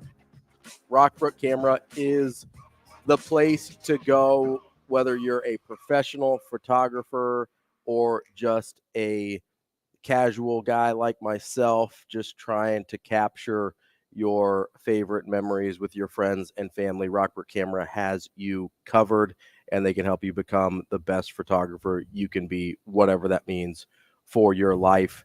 And they'll offer unlimited support after the sale, such as classes to help you get familiar with your new equipment that is incredible and part of the latest technology like mirrorless cameras that they've got in stock. You can also trade in your old gear to help you upgrade, or you can check out their extensive rental department if you're just looking for something short term. Check them out in Omaha at 168th and West Center, or in Lincoln at 70th and Pioneer, or go to rockbrookcamera.com anytime. Wanted to wrap up our college basketball conversation here. Really appreciate Matt DeMarinis joining us from the White and Blue Review to talk about Creighton, but wanted to give our predictions for what we think this season's going to be like. I've been pretty vocal that I think this team is going to be better than last year's team for a lot of the reasons Matt DeMarinis talked about. And like I said with him, when I say better, I mean, I think they're going to be dramatically more consistent during the regular season. I have no idea what the postseason is going to hold. Are they going to get to play a 15 seed like they did last year? Probably not. You just don't know. You never know what's going to happen in the NCAA tournament. So I try not to predict that. I just say things like, I think they are a Final Four quality team, and I definitely believe that to be true. Does that mean they make it to the Final Four? We have no idea. But in terms of record, they play, I believe, if I can count, which is not a given, I believe they play 31 games this year. That's the number I got to. I counted like 4 times. I got the same number twice, and I stuck with it. So we're going to stick with 31 on the season. I think they go 26-5. Wow. I think I was oscillating between 25-6 and 26-5. I landed on 26-5. I'm going to put my money where my mouth is because I do think this is a very good basketball team. I think they go 24-7. Okay. And the reason for that is I'm expecting growing pains early in the year when they get into Big East action. Just because of the teams that they're playing. And, you know, I want to account for potential injuries too and things like that. So I gave myself a little more buffer room with the 24-7. Now, that's not to say that I don't think they're going to win the Big East title game. I actually do have them slotted in to win the Big East title game because I think that's how they get to that projected ranking in the tournament that we've been talking about, like a 2 or a 3 seed for a week now. Yeah. Right. Being a 2 or a 3 seed, because at 24-7, if you don't win the Big East title game and you get into the second round, you're probably around a 3-4, right? Yeah. But if they win, that probably bumps you to that bumps you to a 2, especially with how strong the Big East is this year, because you'll probably get 2 really more quality wins.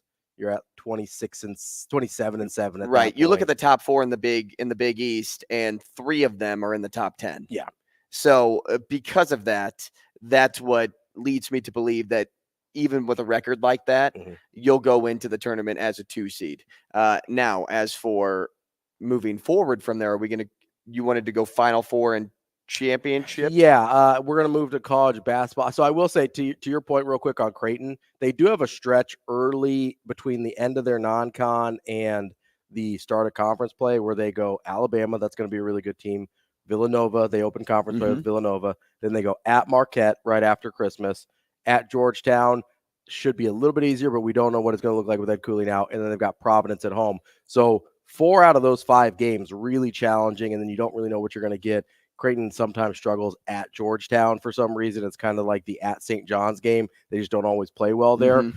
So to your point, there is a stretch in there where if they maybe took a couple losses, you could see that happening. So I think 24-7 is certainly reasonable for a prediction. But yeah, let's move to a national stage here as far as what we think for a Final Four and a national champion. I'll just say mine is a little boring.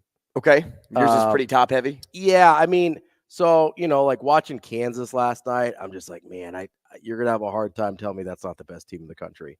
And a lot can change from November to March, and I get that. But I've got Kansas in the Final Four.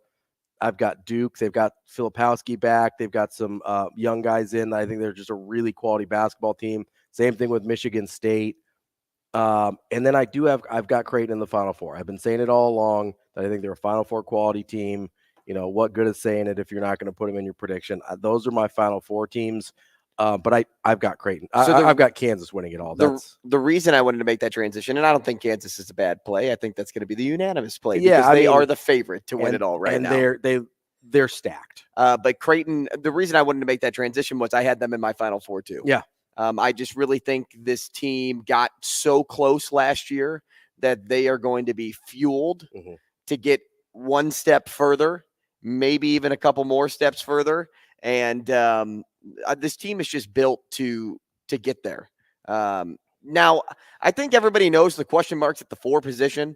What you're going to get out of Trout, Miller, which is Mason. I said Matt. We were talking to Matt, and I was like Matt Miller, and then I'm like, wait, I combined both of these guys' names. Too many M's. Right. Mason is, and I don't know what Mason's going to be this year, because I think for years he's been given like he's really good shooter, right? Yeah, really athletic. I think good best vertical on the team. Yeah, he's just got really good expectation, but he's never really lived up to his expectation. Now, I don't think he's gotten the minutes either. Sure, yeah. So, like, I don't want to, be too critical on that, but he needs to take a step forward for me to really believe that this Creighton team will have a solidified 1, 2, 3, 4, and 5. Whether that's Trout, whether that's Miller, like, I need that 4 to be filled for me to say, yes, okay, they have it now. So I actually don't think they need that much out of Miller, considering what everyone else brings to the table. I don't know. Like, I almost think it's better that he's not at the point in his career yet that he demands the ball, right? Like, I think next year, because this is only his 2nd year playing, it's his 3rd year in the program, right? So I think there's going to be a point next year, if he continues to develop, where he does need the ball in his hands more. But for this team, if he can honestly just play some defense, which that's been up and down in his career with Creighton so far, if he can play some defense and be kind of a glue guy that knocks down shots, I think you're okay there, because you do have so many other options in terms of scoring and handling the ball. But you do need to get something consistent out of him. I just don't know if that needs to be, hey, we need 8-10 points a game out of you. I think it's more, hey, we need consistently for you to defend at a high level. We need consistently for you to make a lot of those hustle plays that a lot of the other guys may not, they're expending so much energy trying to score the ball that they may not have the energy to do some of the other stuff. Sure. I think the bench points, though, are still key from him when he comes in to be effective on offense. But yes, defensively, 100% taking that step forward. So that's why I have Creighton in the Final Four. Yeah. Because I just think they have put together the right pieces this year to get there. Now, to combine Creighton with the 3 other teams, I actually don't have Kansas in my Final Four. All right. I wanted to get I wanted to go a little bit out there, not like stray too far from, I'm not going to just throw in, like, I saw John Fanta put New Mexico or somebody in his Final Four. Like, I'm not on the New Mexico train. Listen, he's wild. He knows a lot. He does. Don't get me wrong. And if he's right, I'll give him a high five. I'll, buy him a drink, whatever. Right. But no, I'm not going to go too far off the beaten path when I bring up my next 3. Duke is in my Final Four. Sure. I agree. Filipowski may be the 2nd best big man in college basketball behind Ryan Kalkbrenner. Yes, I said Kalkbrenner, not Edey, not Zach Edey from Purdue. No, Zach Edey's he's really, awesome. really good. Yeah, he's really good. And he's a really, really good big man in college basketball. Yes. And I remember going back and forth with DB last year about Edey versus 3 names in Indiana. Why can't I think his name? Trace Jackson Davis. Yeah. And who would be like the better prospect at the end of the day. So Duke is in there. They bring back 4 starters from a team that won the ACC title game. Texas, who was a 2 seed last year. I like Texas. Insert Max Asmus from Oral Roberts. They have a shooter. They make the Final Four. Tyrese Hunter as well from Iowa State. Just an elite 2-way guard. I think Dylan Mitchell takes that next step forward too. And Arizona, the Caleb Love Revenge Tour. Okay. Number 4 in offensive efficiency, 24th in defensive efficiency, and my national champion, your Creighton Blue Jays. Let's go. Jordan McAlpine coming up next. We will be back.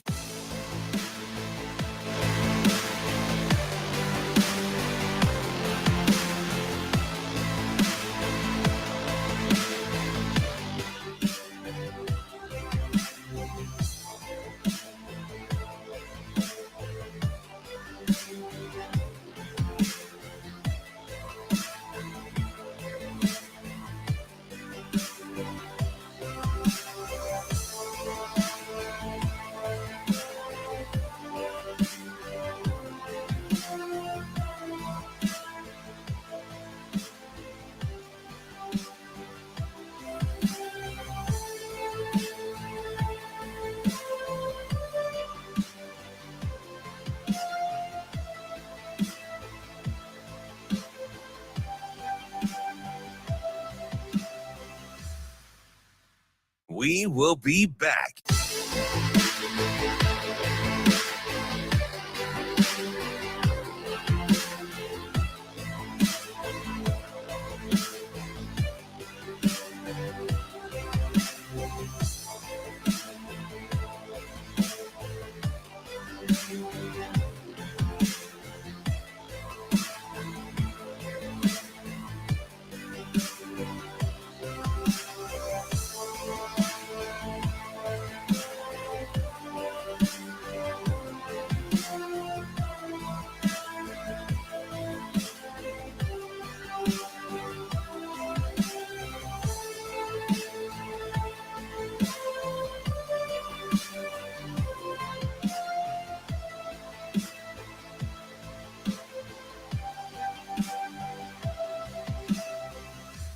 We will be back.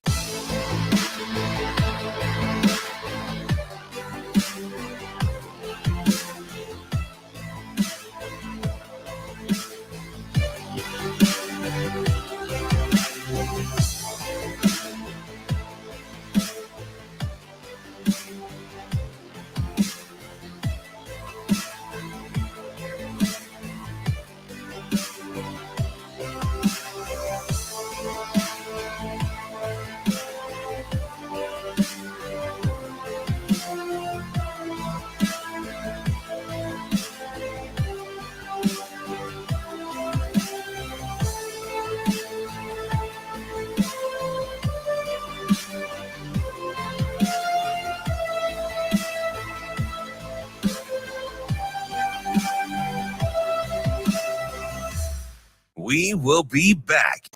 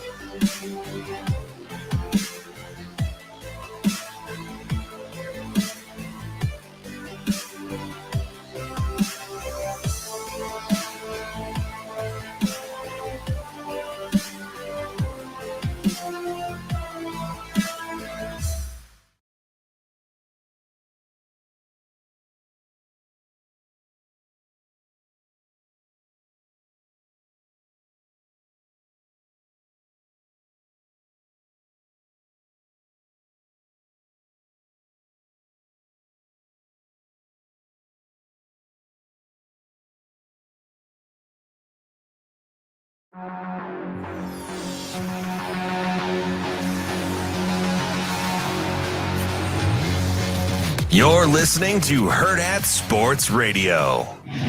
Offensive out of the left wing. Now low circle. Shoulder down at the net. It's up. Sky! Victor Man City overtime.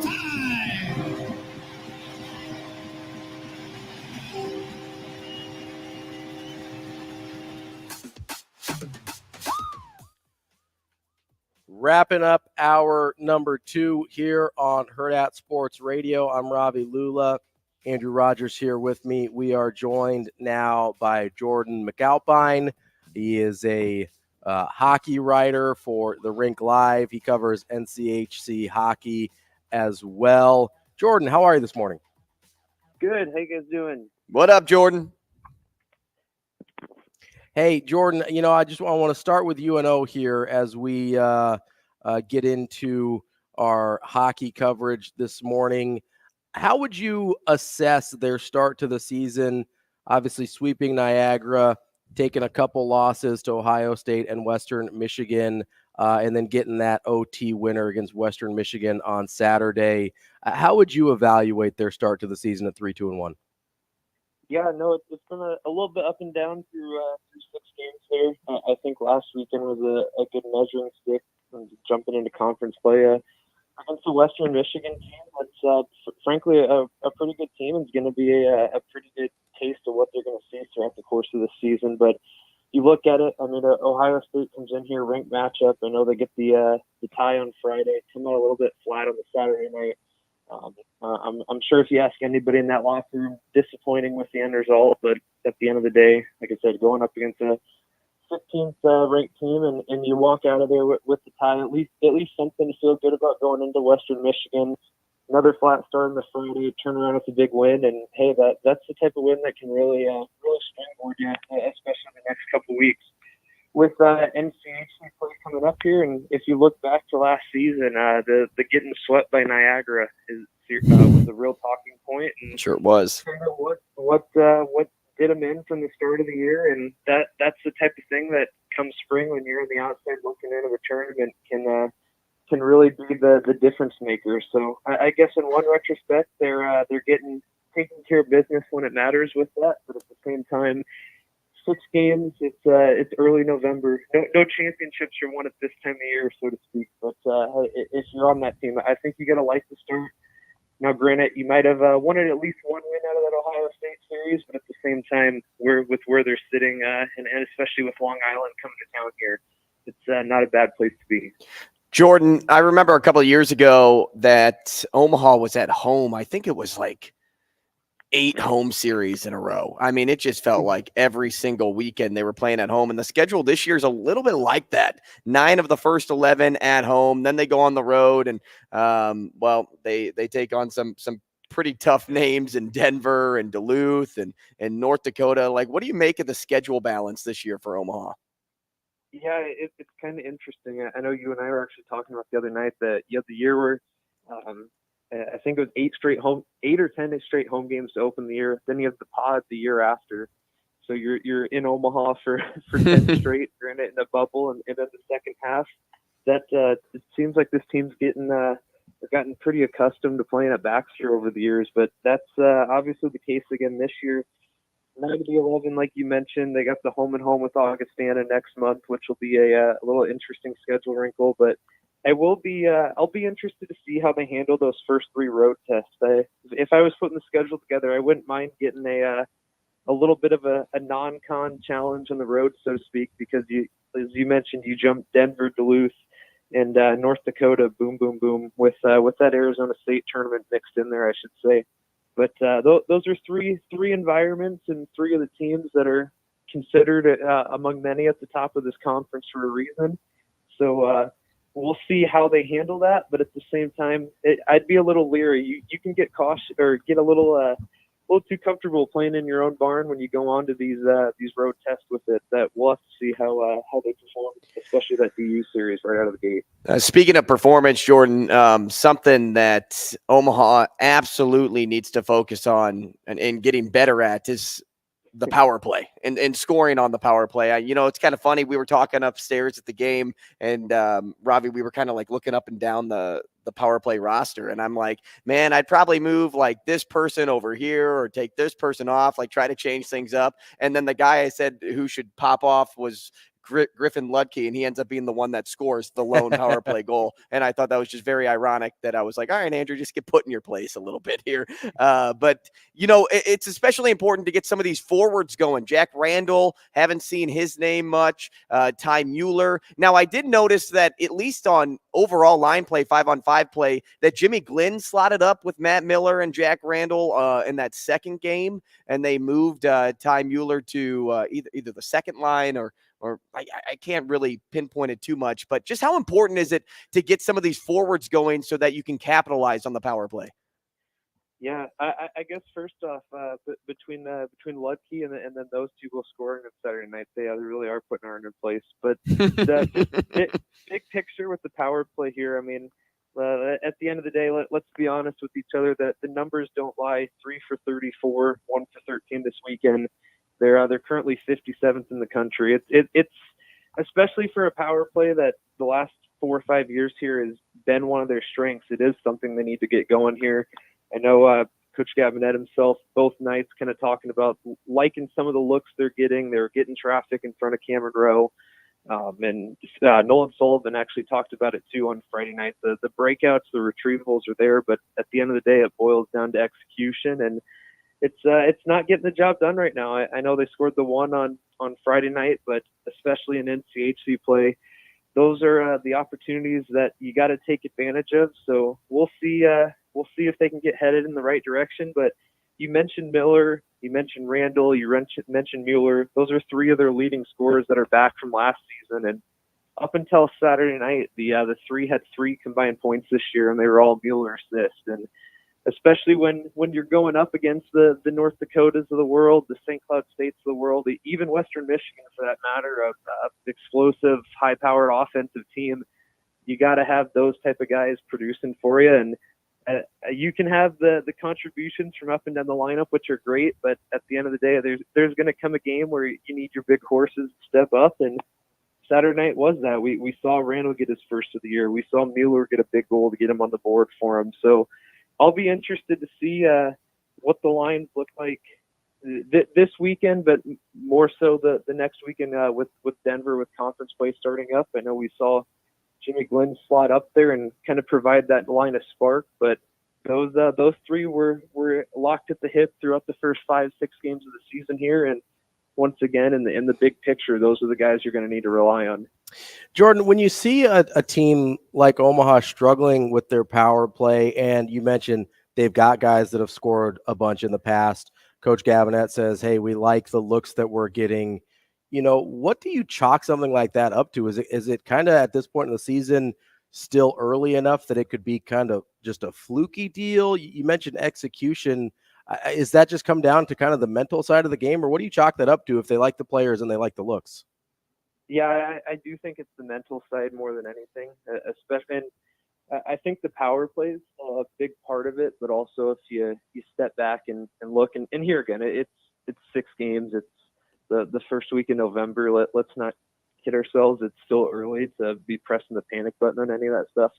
But, I mean, you have a slow start, especially with Niagara, a team that you'd think you'd be beating up on it offensively in that standpoint, that you're not scoring, you're not producing, you're going to start gripping the sticks a little bit tighter, you're going to start second-guessing everything out there.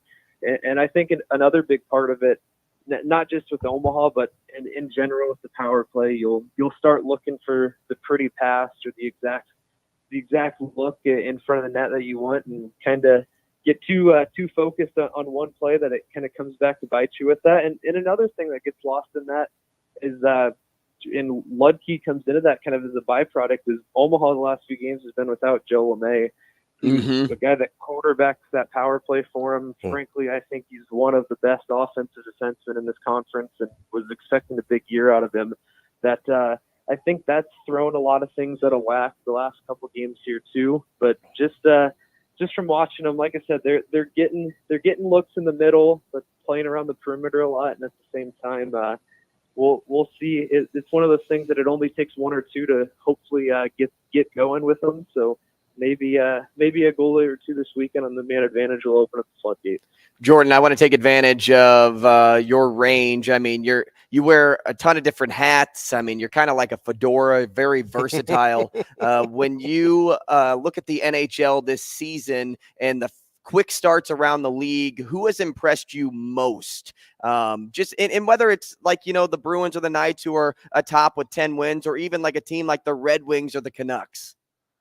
Well, it's not San Jose. I guess we'll get that one out of the gate right away. But going around the league as a whole, you just mentioned Vegas. That's got to be the obvious one. If I'm not mistaken, 11-1-1 so far. I know their one loss was to Anaheim, which definitely was not who I would have expected. A weird one. You look at their start. They're the league's leading scoring team. Their goaltending kind of platoon so far with Aiden Hill and Logan Thompson have both been good. I mean, you go up and down that lineup. They won the cup last year, and they're the favorite coming into this season for a reason. Jack Eichel's obviously starting to really find his footing out there. Mark Stone is their captain and a leader on the ice for them. Marchessault's been there since day one. He's been a big producer. And the other thing that kind of makes it even more impressive, they've been beat up a little bit too. I know on their blue line, Pietrangelo, a guy you're very familiar with, Andrew, and Alex Martinez has both been injured for him there, and they're still finding a way to get it done. But I guess to throw a couple more at you besides those two, one of the teams I would kind of zone in on is New Jersey. But the record might not be one that's jumping off the page, but the power play is good. They're explosive. Jack Hughes is a budding superstar, so definitely a a lot of teams to keep an eye on, and at the same time, the Tampas, the Colorados of the world, you can never rule out in the course of the season. So. Right.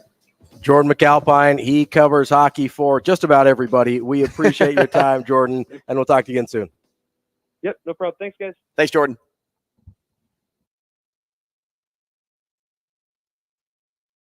We will be back.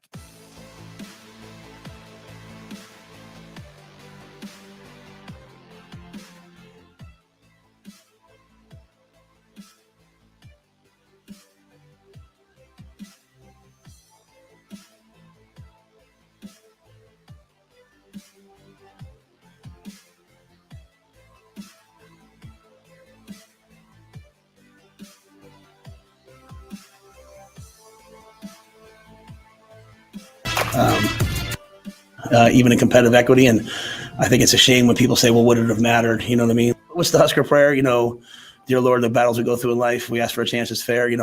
That's all I want. I want every game. I want the 60 minutes of the game to be fair, not tilted one way or the other. And,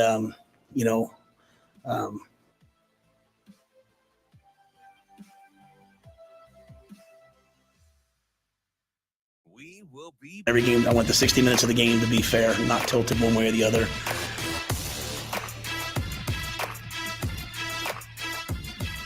To be fair, not tilted one way or the other. Dear Lord, the battles we go through in life, we ask for a chance that's fair. That's all I want. I want every game. I want the 60 minutes of the game to be fair, not tilted one way or the other. covering Nebraska football.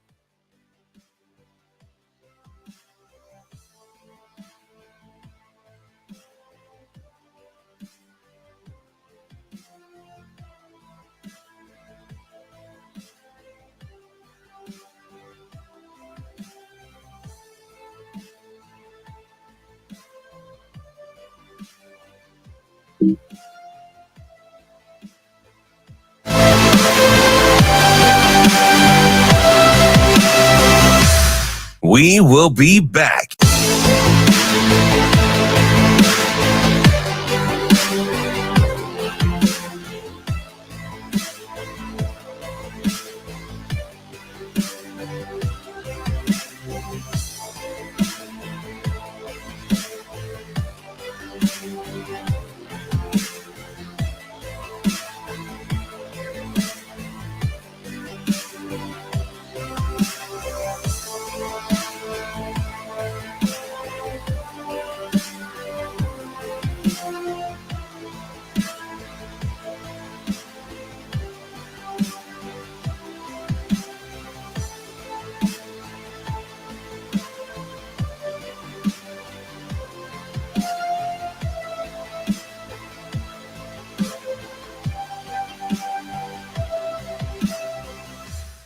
We will be back.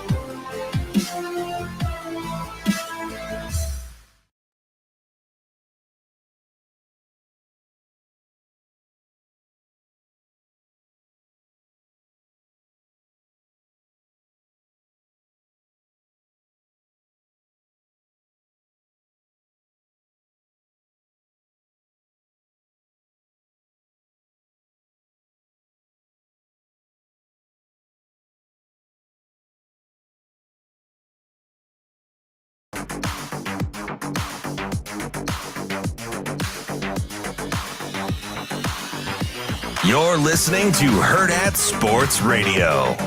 What's the Husker prayer? Dear Lord, the battles we go through in life, we ask for a chance that's fair. That's all I want. I want every game. I want the 60 minutes of the game to be fair, not tilted one way or the other. And, I just think I want to do things right so our players learn the difference between right and wrong, even in competitive equity. And I think it's a shame when people say, well, would it have mattered? You know what I mean? if it's a great analogy, but I'm afraid to use it. But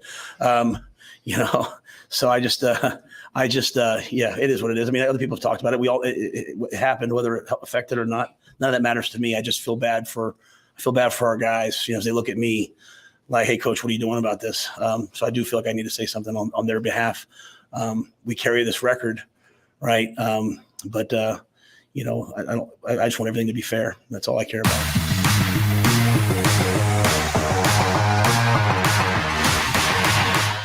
Kicking off hour number 3 here on Hurrdat Sports Radio. We are on AM 590 ESPN Omaha, ESPN Tri-Cities. And for hour number 3, we're on KFOR in Lincoln. Woohoo! Our guests, though, they're always joined via the Warhorse Sportsbook hotline. We were talking a little bit over the break how my guy Andrew Rogers needs to go place some NHL bets, getting some inside info from our guy Jordan, who we just talked to. You can go place those in Omaha now at Horseman's Park. And he gave us a little tease. He gave a little bit so of a you tease. should add that in after this read. 6303 Q Street is where Horseman's Park is located. That's where you can find the Warhorse Sportsbook in Omaha. In Lincoln, you can go to the Warhorse Casino, and the Warhorse Sportsbook is there. Make sure you go in person in Omaha or Lincoln to place your bets on pretty much any major sporting event that you can think of, whatever type of bet you want to play, straight bet, parlay, prop, in-game is my little sweet spot that I like. You can place all those at the Warhorse Sportsbook. Visit warhorsecasino.com/sportsbook or get the Warhorse Casino app for full house rules. Warhorse Sportsbook, no bets, no glory. A guy who's very familiar with glory is our guy, Mike Schaefer. He is our friend from Husker 24/7. Schaefer, it looks like you trimmed the beard up a little bit today. We going a little bit closer for winter? Yeah, a little bit that. I was in a wedding on Friday, and then you're a heavily bearded fellow. You would understand this. When the weather starts to turn in Nebraska, it gets so dry. Mm-hmm. I totally get it. Just like dries out entirely. Yep. Yeah, I'm with you. I'm with you. Totally understand what you guys are talking about. Definitely looks like it. It's not like I have frustration like Coach Rule or anything when maybe replay doesn't do its job, or I'm gonna pinpoint the Michigan scandal again. Question, because I asked Ravi this during a break, and we haven't really gotten into it too much yet. So it's a great start with you. Have you ever seen Coach Rule like voice his frustrations like that? About officiating or different things in regards to like standing up for his players? No, I can't say that I have like a great gauge of it. I mean, he's sort of voiced frustration in the sense that he doesn't always understand some of the like you think after the Minnesota game, but it was a different kind of, way of voicing it. This was just pure kind of just getting it off the chest, letting it be known. Doing it in a way that he feels like is constructive, rather than just doing it in the way that I would, which would just be pure tear everything down, burn it to the ground, Sherman through Georgia, that kind of thing. Like that's how I would be. Turns out other people are more diplomatic, and that's why they get things done. And that's why you write. Yeah. I just like that we already got our Civil War reference in, because we got Revolutionary War last time. We got our Civil War reference in this time. Just wait till I bust out the Rough Riders and the Spanish-American War on you. Yeah, that would be insane. That would be insane. We our guy Mike J. Schaefer covers Husker football and local historian. We appreciate that about Schaefer. Museum operator. I was gonna say, no, you do kind of have the Civil War era beard there, so we're good. We got you're a part. I had a chin strap in college for like a weekend, and I realized just how horrible that was. Like the Abe Lincoln style beard. I would say, was it like the thick? Was it like the thick chin strap, or was it like the pencil line? Not one of those weak, like, oh look, I can just put a like caterpillar across my face all the way around. Listen, guys, we can stop talking about me. Like, it's cool. I'm not gonna lie to you, Schaefer. I had the pencil line, the beard, like the chin strap, and I loved it. It was one of my favorite facial hairs I've ever done. It seems like such a waste, though, because you can grow such a glorious beard. Why would you want to hide that?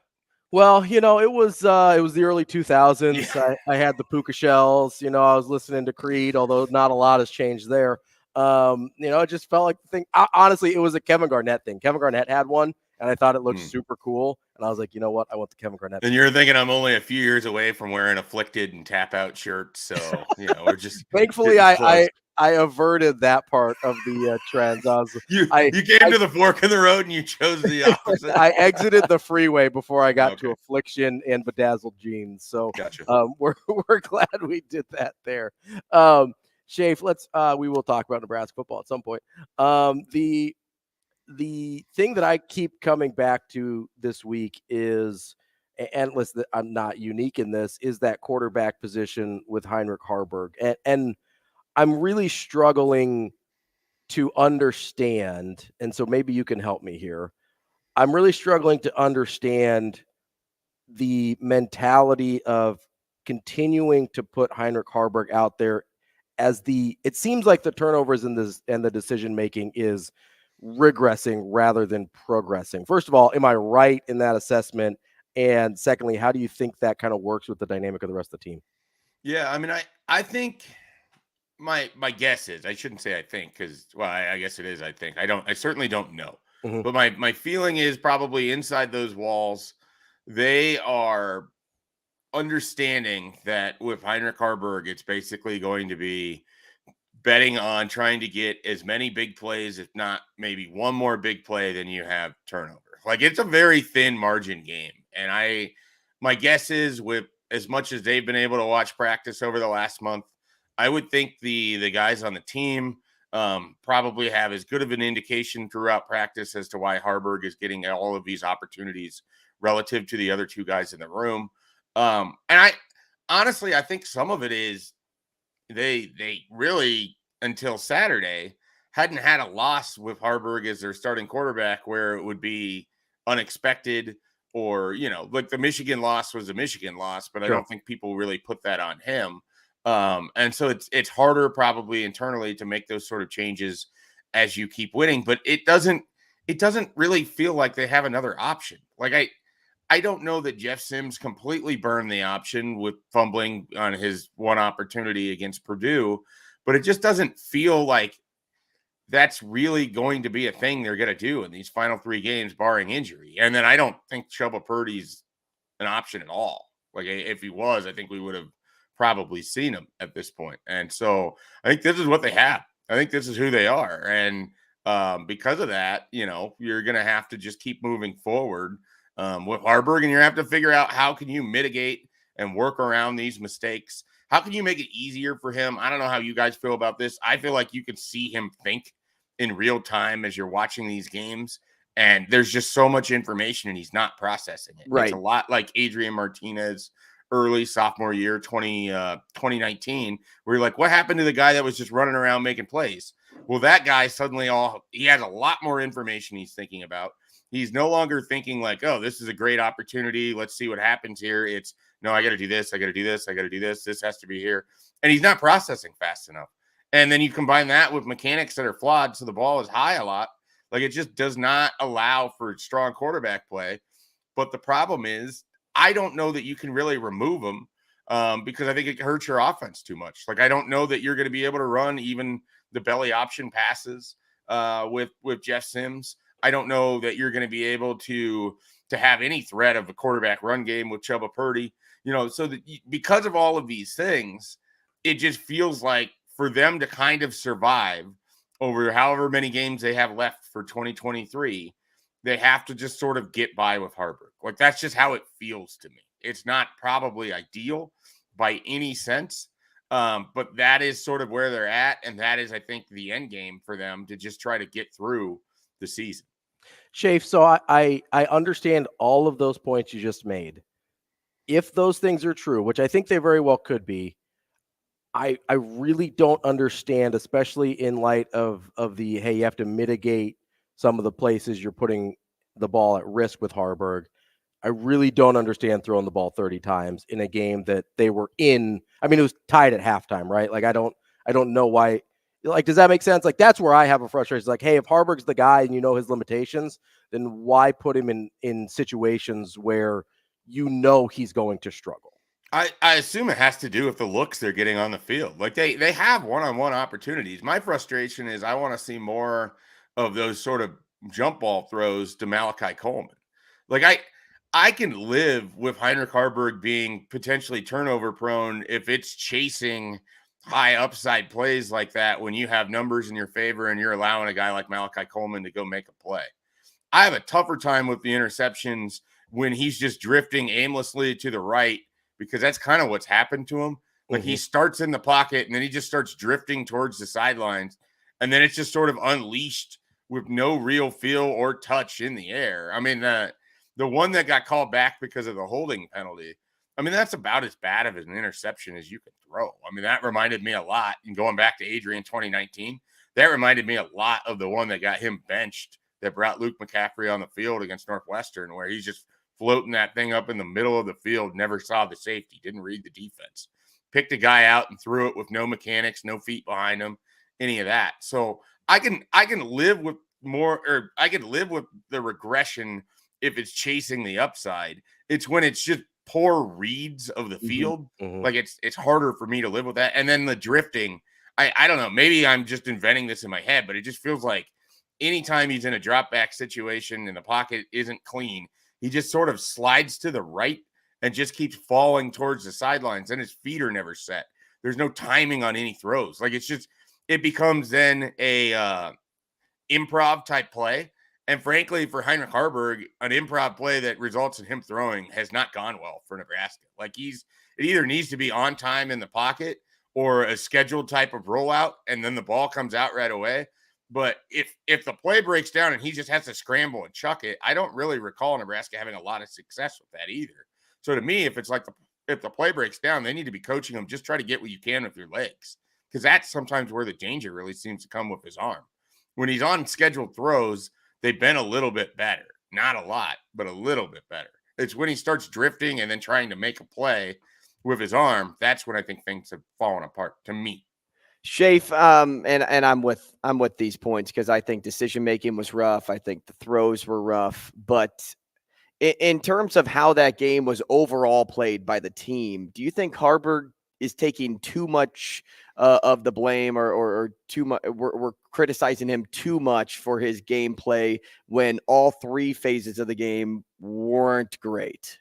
Yeah, I mean, I don't know that I regard Haarberg as the single thing that I walked out of that game most disappointed in. For me, it was the overall strategy of what you're doing with your punt return game. I mean, you gave away field position in a horrific fashion throughout that game because you decided, hey, we got Billy Kemp. All that matters to us is to catch the ball. Doesn't need to be a threat to run. Michigan State figures that out. And here's the other key point.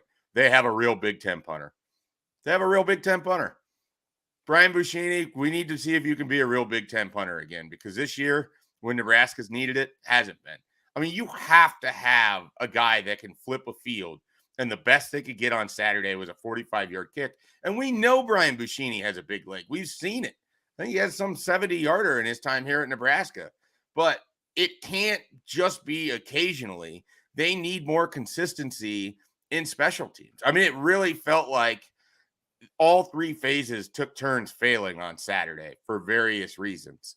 And it really felt like the special teams gave away critical field position. When we're talking about Nebraska struggling to move the ball, but they're able to get you 30, 40 yards, and that puts it in range of Tristan Alvano and his big leg, I would rather go down swinging with Tristan Alvano attempting a 50-some yard field goal than having to watch Brian Buschini kick, a 43-yard punt that doesn't even flip the field because you started the drive at the 5-yard line inexplicably because your punt returner, who's not even a threat to return it, is catching the ball inside the 10. Like there's so much that went wrong in the third phase that I look at that as stuff that you can change.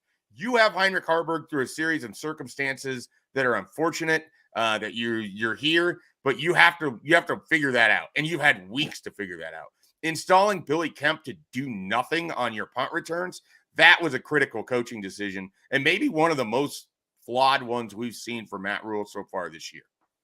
Yeah, he mentioned that he talked to Ethan Nation after the game and said, hey, I should have given you an opportunity earlier than I did. Well, it's inexplicable because you put Ethan Nation in when you need a spark, right? Like they very clearly put him in there. Well, that's also the most critical time you need the ball. Yeah. Right. So it doesn't even make sense that when he got put in, it was when the one that you definitely have to get the ball there. So it's like if you're comfortable putting him in that situation, they should have been comfortable starting him and seeing what he could do there.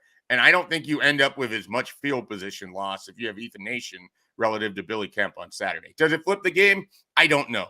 But I really do think it hurt them substantially on Saturday. Well, and we are talking about a 3-point game here. So it's feasible that these little things did swing the outcome because they were giving away chunks of yards. Yeah, it wasn't just 10 yards. Yeah. It was 20, 25 at points. The whole second half, Michigan State just got to sit in Nebraska's field, whether, it was on defense or on offense because Buschini couldn't flip it. Nebraska couldn't sustain drives. Like it was a nightmare quarter for Nebraska in the third quarter because it just allowed Michigan State to dictate the entire terms. That's probably the first time besides the Michigan game, really.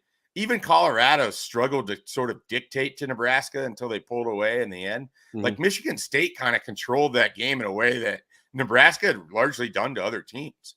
And so I think that's why also Saturday felt so flat. Like we're not used to seeing Nebraska just sort of being told, here's where you're going to be. Good luck getting out of it. Schaefer, one of the areas that we hadn't really discussed yet is the defense. And I think we largely all sort of give them a pass because of how good they've been this year. But I thought on Saturday, and Coach Rule brought up, even against Purdue, he thought there was some mistakes there. But how much do you think I'll call it flatness of the defense was to do with injuries, guys like Prince Will not being out? I believe Omar Brown was out as well. And then you lose Malcolm Hartzog at one point in that game. How much of it do you think had to do with injuries and how much of it had to do with just sort of the mentality and that edge not really being there for some reason? Yeah, I felt like they come out with a little bit of a malaise. I think that probably had as much to do with anything. I mean, that first drive was really kind of Michigan State's best drive of the day. They took advantage of a couple busts for Nebraska. They were able to kind of control the line of scrimmage early in the game. And then Nebraska's defense fought their way back into that game. I think there's a noticeable shift in how they played later relative to how they played early on. But I think a lot of it was Michigan State came out and just wanted it more than Nebraska on Saturday. I mean, we make a lot about what the record is and everything else. They have players too. Alante Brown brought an emotional connection to the game. Harlan Bennett searching for his first win. They don't want to quit on their season.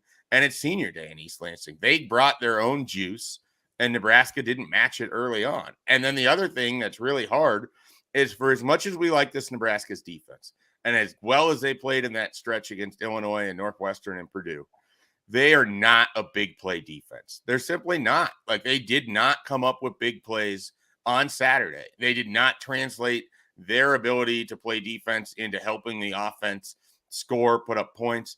They don't have big plays coming from special teams. They didn't have big plays coming from their defense. They pretty much only had big plays coming from Heinrich Harburg's legs and a couple throws. I mean, that was a thing. And they're a big, like, it's weird because you think of them as being more conservative because of how many points they put up and the way their defense plays. Nebraska is a big play team. They need big plays because they can't sustain drives. They're too flawed and too, beat up on offense to have 5 scoring drives and a half. They have to have a giant chunk play to help set things up. And sometimes that needs to come from defense. And they didn't really have it ever on Saturday. Tommy Hill had the best opportunity right at the beginning of the game. He had a nice pass breakup. That's where you wish that could have been a pick six. That would have set a tone immediately that could have just buried Michigan State.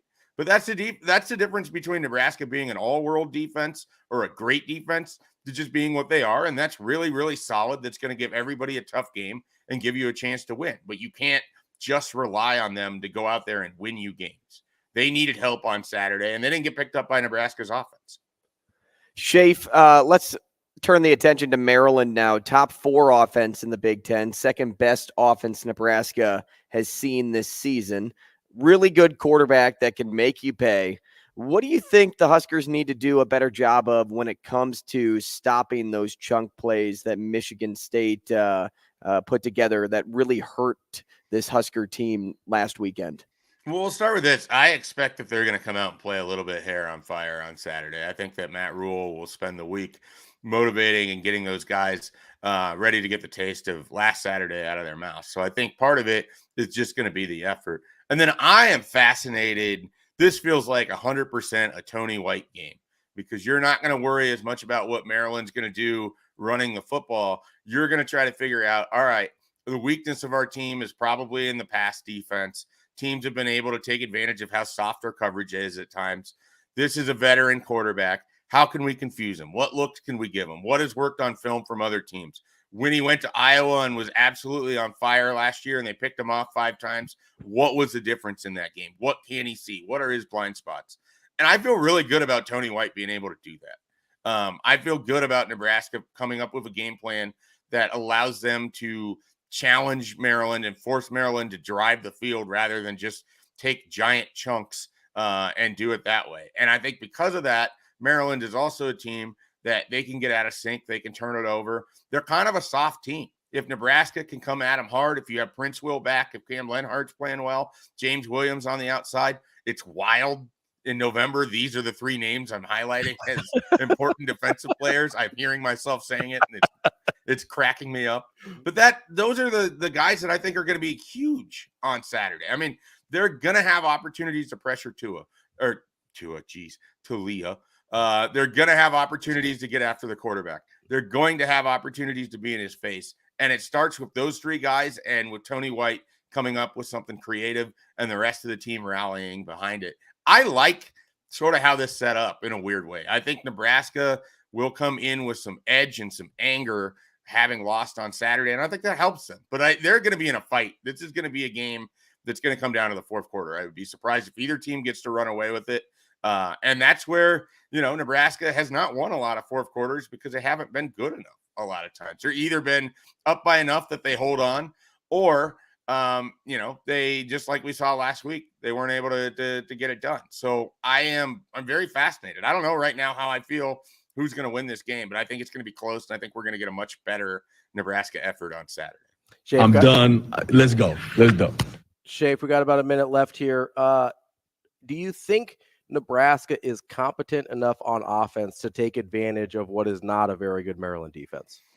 I think if they are able to find ways to force Maryland to not be able to sit an extra safety on Heinrich Haarberg, or if they can use Haarberg as a decoy and have some success that way, yes. I also think this is a game where a guy like Josh Fleeks could hit one of those big plays where his speed is such an asset. I mean, that turn he made on the down by the goal line, by the way, that was a really nice cut to get away from the edge of the field. I mean, I've been sort of kind of wanting to see him get a couple more opportunities, but it's hard because everything's a challenge. You can't just throw a tunnel screen to him because Nebraska's not blocking that well. You can't just throw a middle screen to him because who the hell knows what sort of offensive line formation you're even going to get there. So a lot of it is you're a little bit challenged in what you can do, but I think they do have some playmakers, Malachi, Jalen Lloyd, Josh Fleeks. Those guys, maybe if you get 2 of them to have giant plays for you, it could help because I don't know that Heinrich Haarberg's going to be able to run for 200 yards. And Like you're going to Schaefer, need offense somewhere. We appreciate it always. We'll talk to you next week. All right, guys. Have a good one. Thanks, Mike.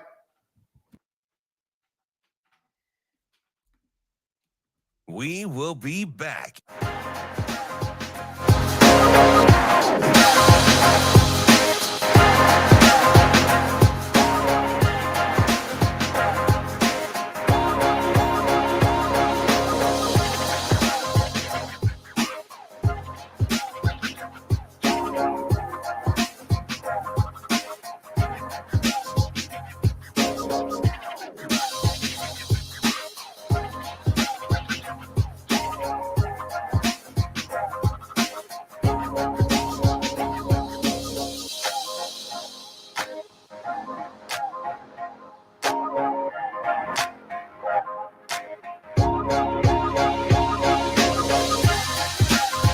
We will be back.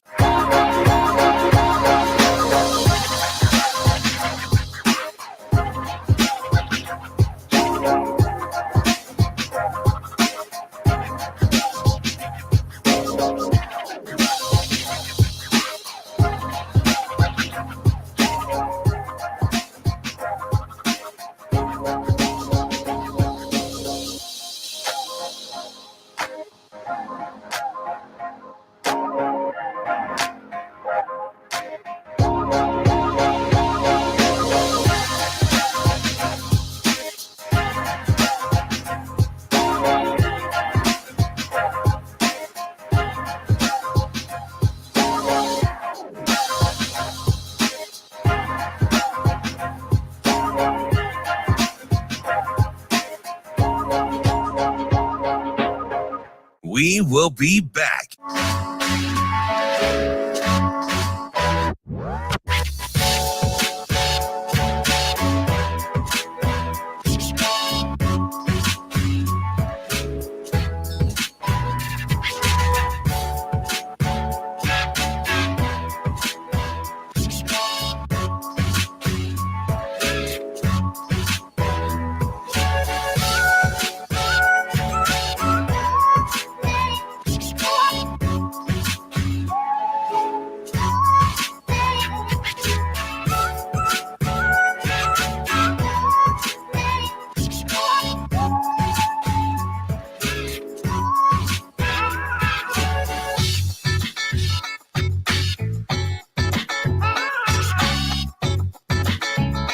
We will be back.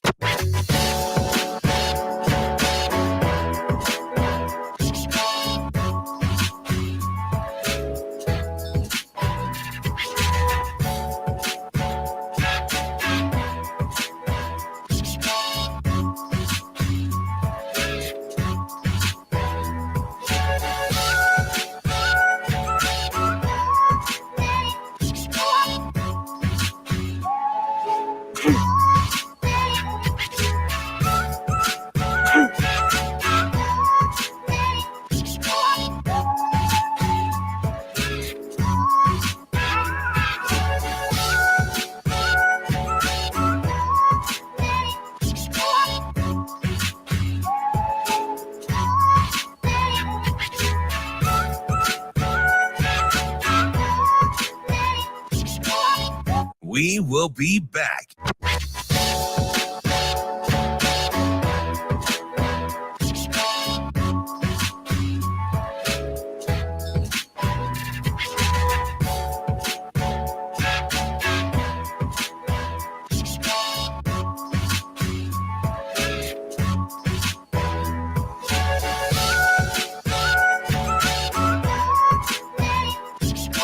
We will be back.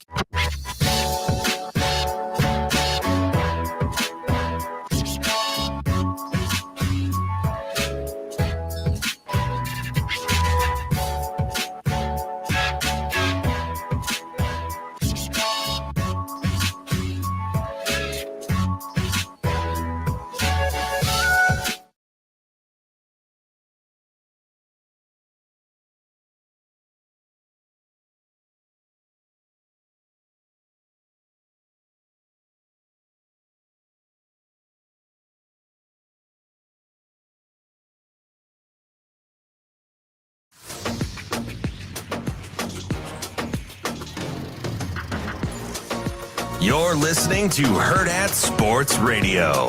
If we have a game and it's a big game and we have recruits from all over the country come in and the game gets ugly quickly and gets ugly right away, and those kids all kind of look at me like, well, should I, I mean, even if you lost the football game, it's a little bit more entertaining if it's a little closer. So again, I want everything to be fair. But at the same time, like when I called my son after the game, my son said to me, he said, tough calls, Dad. I said, yeah. He said, hey, control the controllables. That's my 18-year-old son. So we're going to control the controllables. And again, I do appreciate the Big Ten and the way they handle things, like, very communicative. And if you send a play in, they get back to you, and, they don't always agree with you, but you learn a lot about them. So they're doing everything right. So it is what it is. Welcome back to Hurrdat Sports Radio. I'm Ravi Lulla. Andrew Rogers here with me as well. Shane Schillerberg producing. We are live on AM 590 ESPN Omaha, ESPN Tri-Cities, and KFOR in Lincoln, as well as on the Hurrdat Sports YouTube and Twitter pages. Stream along to see our bright and shining faces and Andrew's cool Nebraska hat. From Alumni Hall. The rope hat. We love our friends at Alumni Hall. I need to get another one. Do I keep saying that on this show? I think so. I don't have a rope hat. I don't know if I can pull off a rope hat. I bet you could. You think so? You want to try it on? That's okay. You got to get the man bun through the back, though. I was going to say, yeah. It's a good thing that it's a trucker back in. It's true. So sometimes, because sometimes I just kind of like sit it down and I can sit in there. Yeah, it's not terrible. It doesn't like bump up the backside of your hat? Maybe it does. I can't tell. It's like Ratatouille all over again. It's like you have like a little chef on top of your head hidden by a hat. Just got a little friend in my hat. Teaches him how to cook. Well, my man bun does not teach me how to cook because I still cannot. But it is time for the Hurrdat hot seat. Yeah, And baby. Speaking of cooking, we'll start there because I've got a food related question for you. You want to see what I made the other day? And you were talking about some of your mom's home cooked nostalgia meals. This is a very simple question, but I think it's also complicated. What is the best meal you've ever eaten? See, simple but complicated. Wow. Because you have to factor in nostalgia. Is it just purely on, hey, this was the best food I've ever eaten? This was my best experience at a restaurant. You got it? I got it. Let's do it. I got to look up the restaurant real fast. And I look it up all the time because I don't remember it, like the name of the restaurant, but I remember the moment that I had it and was like, wow, this is the best pizza I've ever eaten. Was it in St. Louis? It was in Chicago. Okay. And I just want to make sure I get it right because my dad's from Sterling, Illinois. Okay. Yep, I got it right. All right. So my dad's from Sterling, Illinois. As a kid, we used to go up and visit his aunt and uncle. And one time we went up there for New Year's. Okay. And they still lived in Sterling, so we would stay at their house. And New Year's Eve, balls dropping, Angelo's pizza on the table. Okay. And I'm like, Angelo's? Because when I'm that age, what people remember about Chicago-style pizza is the deep dish, right? Yeah, That's like what you want. You want to be like everybody else. And if you're going to get the pizza in Chicago, it has to be deep dish, right? And they were like, no, this is like the best, like Angelo's. And I'm like, okay, I'm super young, but I was eating this pizza. And, dude, it's so memorable to me because I'm like, that's the best pizza I've ever had. And I remember the moment where I remember what I was doing. Like I said, New Year's Eve, like that's how you know it was a good meal. Yeah. And a memorable meal at that. And that's been like my favorite pizza moment of all time. And pizza's my favorite food. Sure. So pizza for me from Angelo's that night, can't remember. It was the year Over the Hedge came out. We saw Over the Hedge in theaters.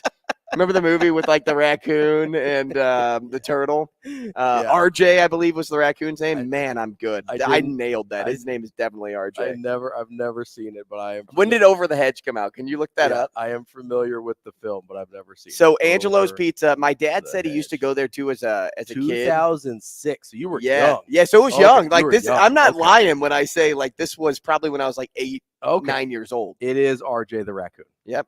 Dude, I'm insane. You know who voiced RJ? Jason Bateman. Almost another bald action star. Darn it. Well, Jason Bateman isn't bald. No, not Jason Bateman. I was thinking Jason Statham. Yeah. I don't know how I heard Jason Bateman. I'm trying to I can't remember his voice. Hit me with it. Bruce Willis. Bruce Willis. All right. Steve Carell was Hammy. Hammy, is that the turtle? I have no idea. I haven't seen this movie. Anyway, yeah, I like turtles. I like turtles.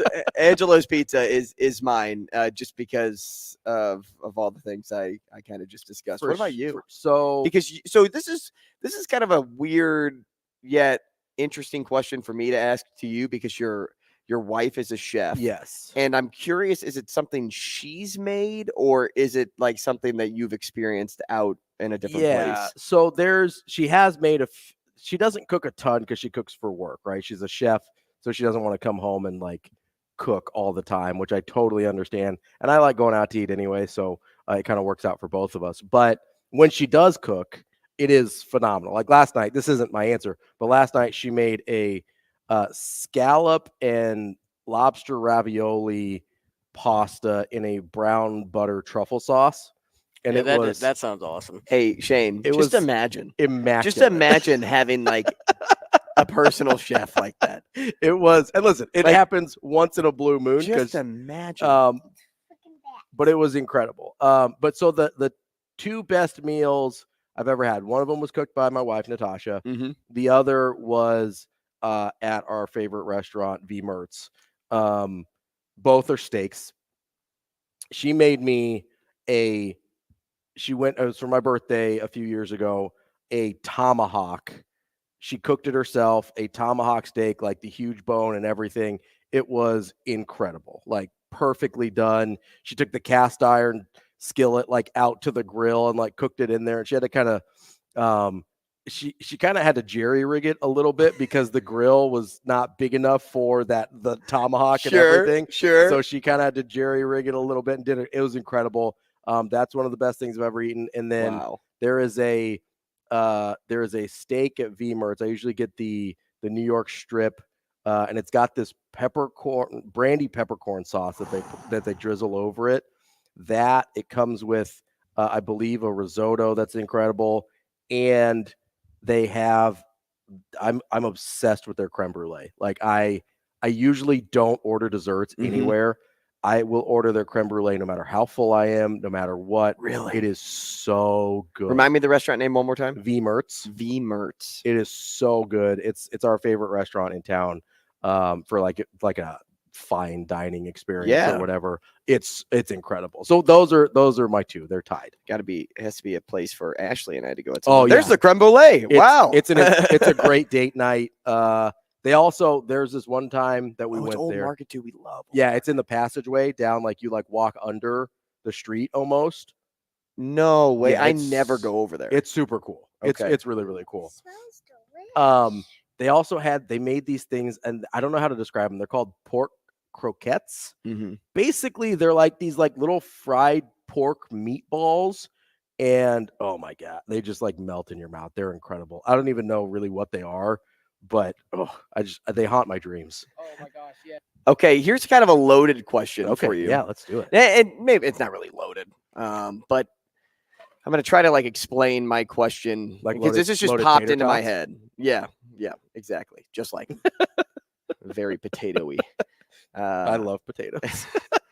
What is a Ravi catchphrase or words that you live by, or something that if somebody was describing you as something, it would be this sentence? Does that make sense? Yeah, no, it does. So for me, and I'll explain because people tell me their drama, and then they're like, hey, don't tell anybody. Yeah. And what I tell people all the time is if it doesn't directly affect me, I'm going to forget about it in 2 minutes. So I'm good. Right? I'm not going to remember to tell I'm anybody. really good at listening and giving advice, but if it doesn't affect me, I'm going to forget about it. Yeah, just purge. And so that's what people know about me. And so when they come to me with something like that, they know that's what they're going to expect. Sure, yeah. That I'm not just going to go somewhere and run my mouth. I'm just it doesn't affect me, and I'm a guy, right? Yeah. When I talked to Ashley, and she's like, hey, does this person have a girlfriend or anything like that? I'm like, I don't know. I didn't ask. I have no idea. I didn't. And she's like, what do you mean? You didn't ask how they're doing? No, I didn't ask. It's so funny. It's so funny you say that because one of my best friends, he's in North Carolina. He is married. He had a kid last year and a half ago, 2 years. I have no idea.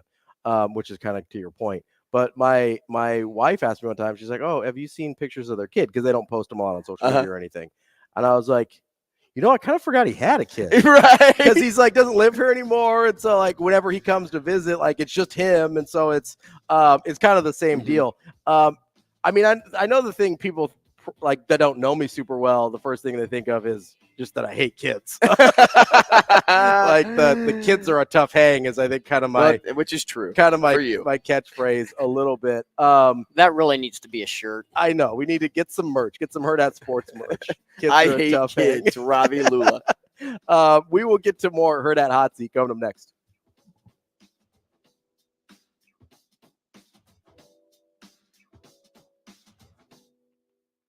We will be back.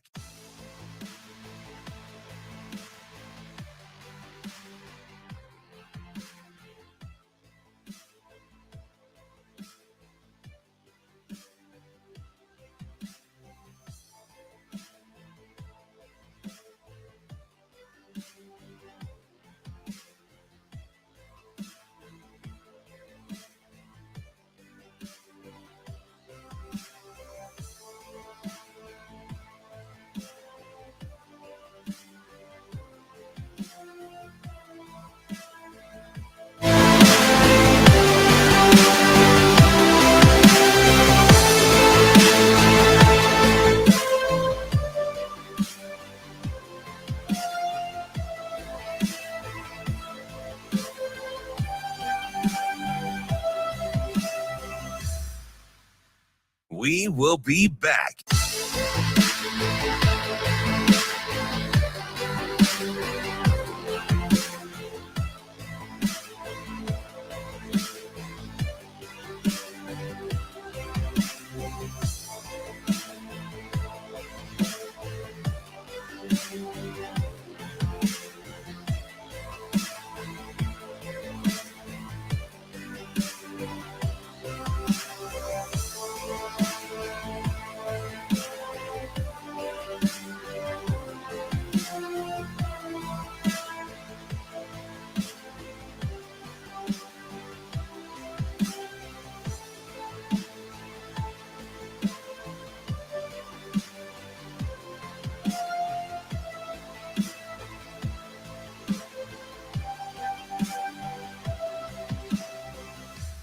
We will be back.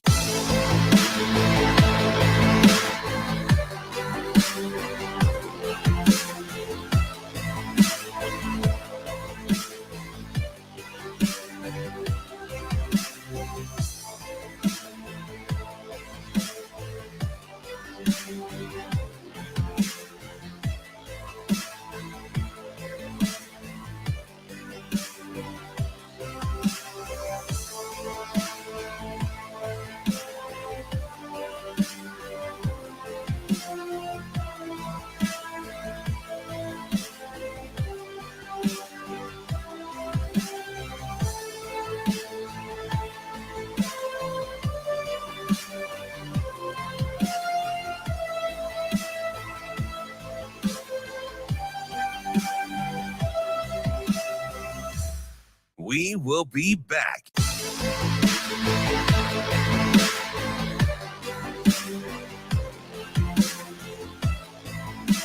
I like turtles.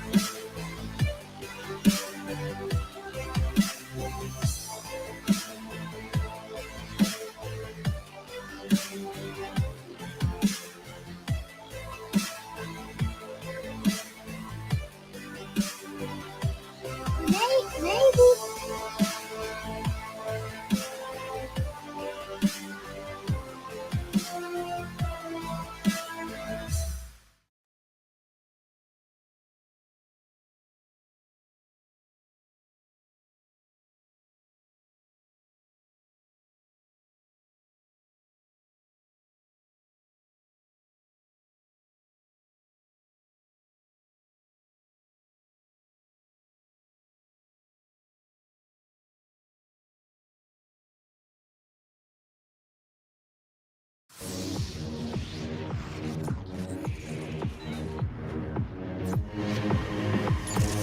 You're listening to Hurrdat Sports Radio.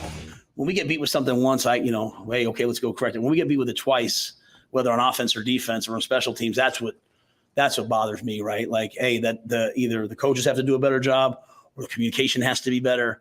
So again, this is the bet. I've never, in year one of us trying to build something here, for us to be in these types of games, I think it's really, really, really valuable.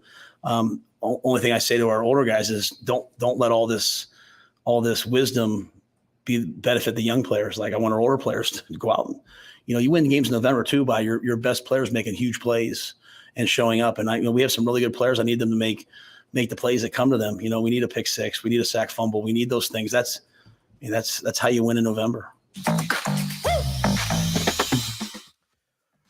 Wrapping up the show here on Hurrdat Sports Radio. We are live. Crazy that it's already over. I know. It shows, it just evaporates just like that.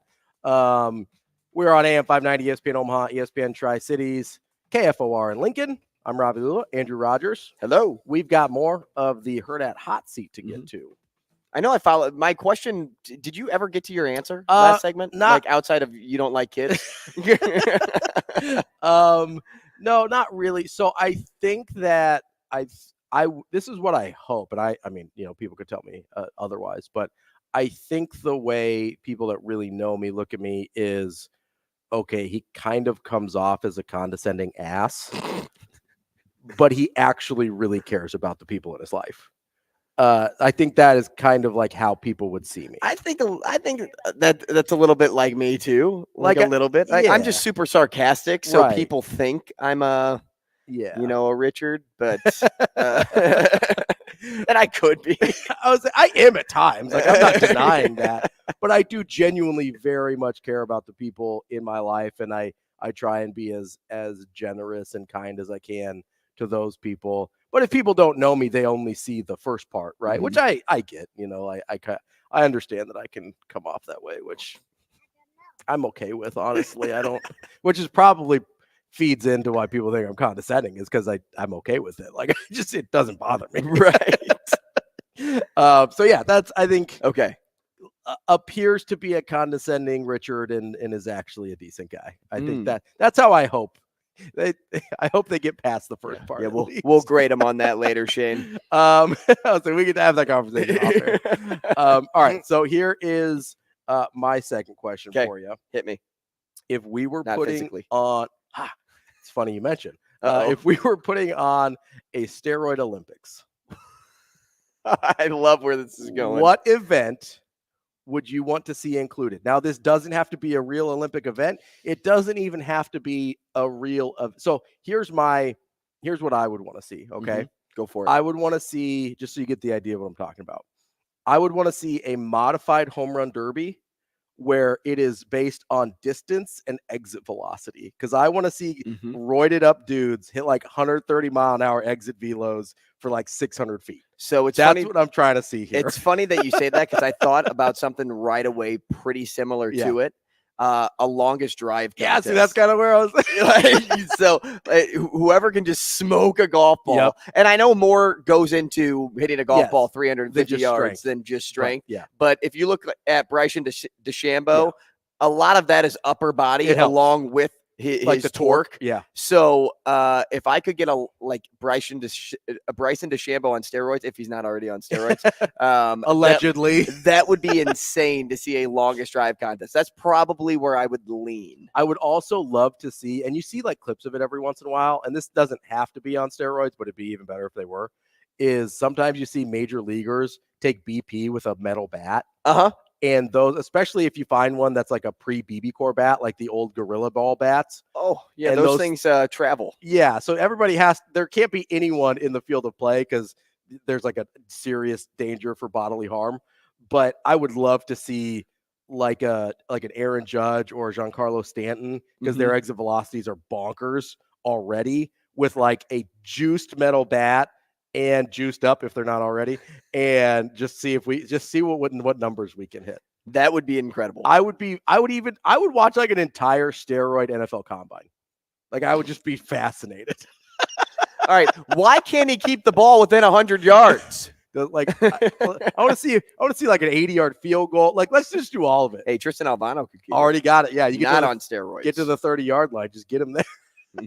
He doesn't. That's all he needs right now. You're out there. Yeah, so that's a long drive contest. That's a good one. Yeah, I'd be all about it. Just like weird steroid Olympic games. Okay, so, and I know we'll probably get into this in a couple of months, but when like New Year's resolutions roll around, but I really feel like we're like at that time of year where it's hard to be motivated because of the weather. Yeah. So my question for you is this: for someone wanting to start a fitness journey, okay, doesn't have to be powerlifting, right? Just an overall healthy lifestyle, but also having that motivation to roll out of bed and, go to the gym, say 5 days a week, and know that it's like, super cold outside, right? What are things they'll need to possess to be successful in that effort? It could be internally or externally. Yeah. So the big thing for me with getting people, I don't like the word motivation, because I feel like motivation fades. You have to have something in your life that creates a discipline. And for me, it was always some sort of like a tangible goal. Like, a lot of people go to the gym because they're like, I want to be in better shape. It's like, okay, but you're not going to see those results until overnight. Like 3 months. And even when you get there and you've lost tangible weight and you've lost fat and you've gained muscle, your eyes and brain play tricks on you when you look in the mirror. And so, because I'll look back at pictures now and it's like, man, I don't remember looking like that.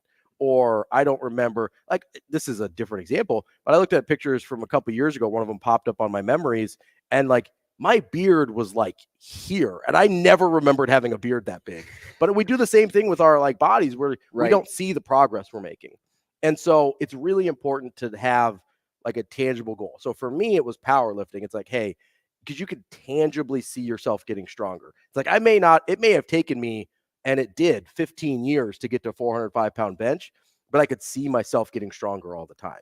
And you could, because there was tangible progress, it was a lot harder to get like defeated about things. If you're just like, hey, I just want to lose some weight, or hey, I want to look better in my swimsuit or whatever, or, you know, I want that summer body, it's really hard to stay motivated because you don't see the changes quickly. So to me, whether you're like running, whether you're playing a sport, whatever it is, whether you're going to the gym, like make tangible, progressible, measurable goals. So it's like, hey, my main goal may be to lean out and do whatever, but let's get stronger along the way. Because if you're getting stronger that whole time, it'll kind of create that reward system in your body and in your brain to want to keep doing it. I'm with you. I actually don't know the answer. So like, I'm not the person to ask. Right? That's been the answer for me. Like I talk to Ashley about things like that all the time because that's what she does for a living. But that's why I asked the question. This is probably one of the times where I don't have a good answer. Yeah. When I did CrossFit for 8 months, it was to better my mental health. Sure. Because I worked in a very tough industry for very little money. So it was easy for me to want to like take out my like frustration on, well, we'll just call it my body. Like I wanted to exert a lot of energy to tire myself out. That's why I go to the driving range a lot too when it's warm outside. Like if I'm frustrated about something, I'll go there and I'll just start whacking balls like I'm in the steroid Olympics and trying to see how far I can hit it. But yeah, fitness is it's something that I'm going to get back into. And I say back into, like I'm kind of into it, I'm kind of not. Sometimes I'm just lazy, and that's fine. But Ashley wants to do 75 hard before the wedding. Oh, okay. Yeah. And so that's going to be difficult for me because I don't like to read. Yeah. I enjoy reading like new stories in sports and stuff like that. But I don't like to read like a fictional novel. So there's things I can find that will probably work, but I got to read 10 pages a day or whatever it is. And, you know, doing the dual workout and giving up, let's just say, poor eating habits or drinking habits, like because you can't have any alcohol. I'm going to try to avoid drinking soda, which is my kryptonite. Me too. And so that's going to be difficult, but it's going to be after my bachelor party. Bachelor party doesn't count. Bachelor party doesn't count. It's going to be after that. We probably have time for one more here. Let's do it. What is the best sporting event to throw/attend a party for? Because I think there's some obvious answers, but I don't know if those are the right answers. The Kentucky Derby. That was my answer. No way. Yes. And here's why. Okay. Because I think it's very important. If you care about a sporting event, I don't want to be at a party for it because I need to be focused and locked in on the game. Right. And so being at a party for like, if it's a Super Bowl that like I care about the teams, or even like March Madness parties and stuff like that, sometimes I struggle because it's like, I want to be really locked in on what's happening here. The Kentucky Derby is perfect because it's only actually 2 minutes of the sport. It's the fastest 2 minutes in sports. And the rest of the time, you're just like hanging out, drinking mint juleps, probably get like dressed up for like you were going to the Derby. Dude, the Kentucky Derby is the perfect sports party. So it must be nice being able to watch the Super Bowl and have a team that you care about. I'm just saying. Yeah, I wouldn't know the feeling either, Shane. But the reason I like the Derby too is because I think Derby parties are fun. Yeah, and I've actually never been to one, but I've lived through other people's moments. Yeah, and people dressing up to go over like you're at the Derby, but at somebody's house. Super fun. Like that's so cool to me. And you know, someday, and the Kentucky Derby is one of my favorite sporting events. I really want to go. Like, and I will go. It's a bucket list for me. I will absolutely be there, whether it's this year or next year. It will happen in the next 5 years that I'll be there. But I just enjoy the culture. Yeah. And I also enjoy the sports betting involved in it. Absolutely. Because I don't know anything about these horses. So I have to read a ton. And like, that's what I like find a lot of joy in. I just pick the name I like the best. It's just funny. I don't like to read, but I like to read a ton into sports gambling. My buddy used to throw, when he lived in Omaha, used to throw these like elaborate Derby parties. his wife rented an actual honest to God horse one time. That's cool. It was incredible. Shout out to Busky and Gretchen. You guys are the best.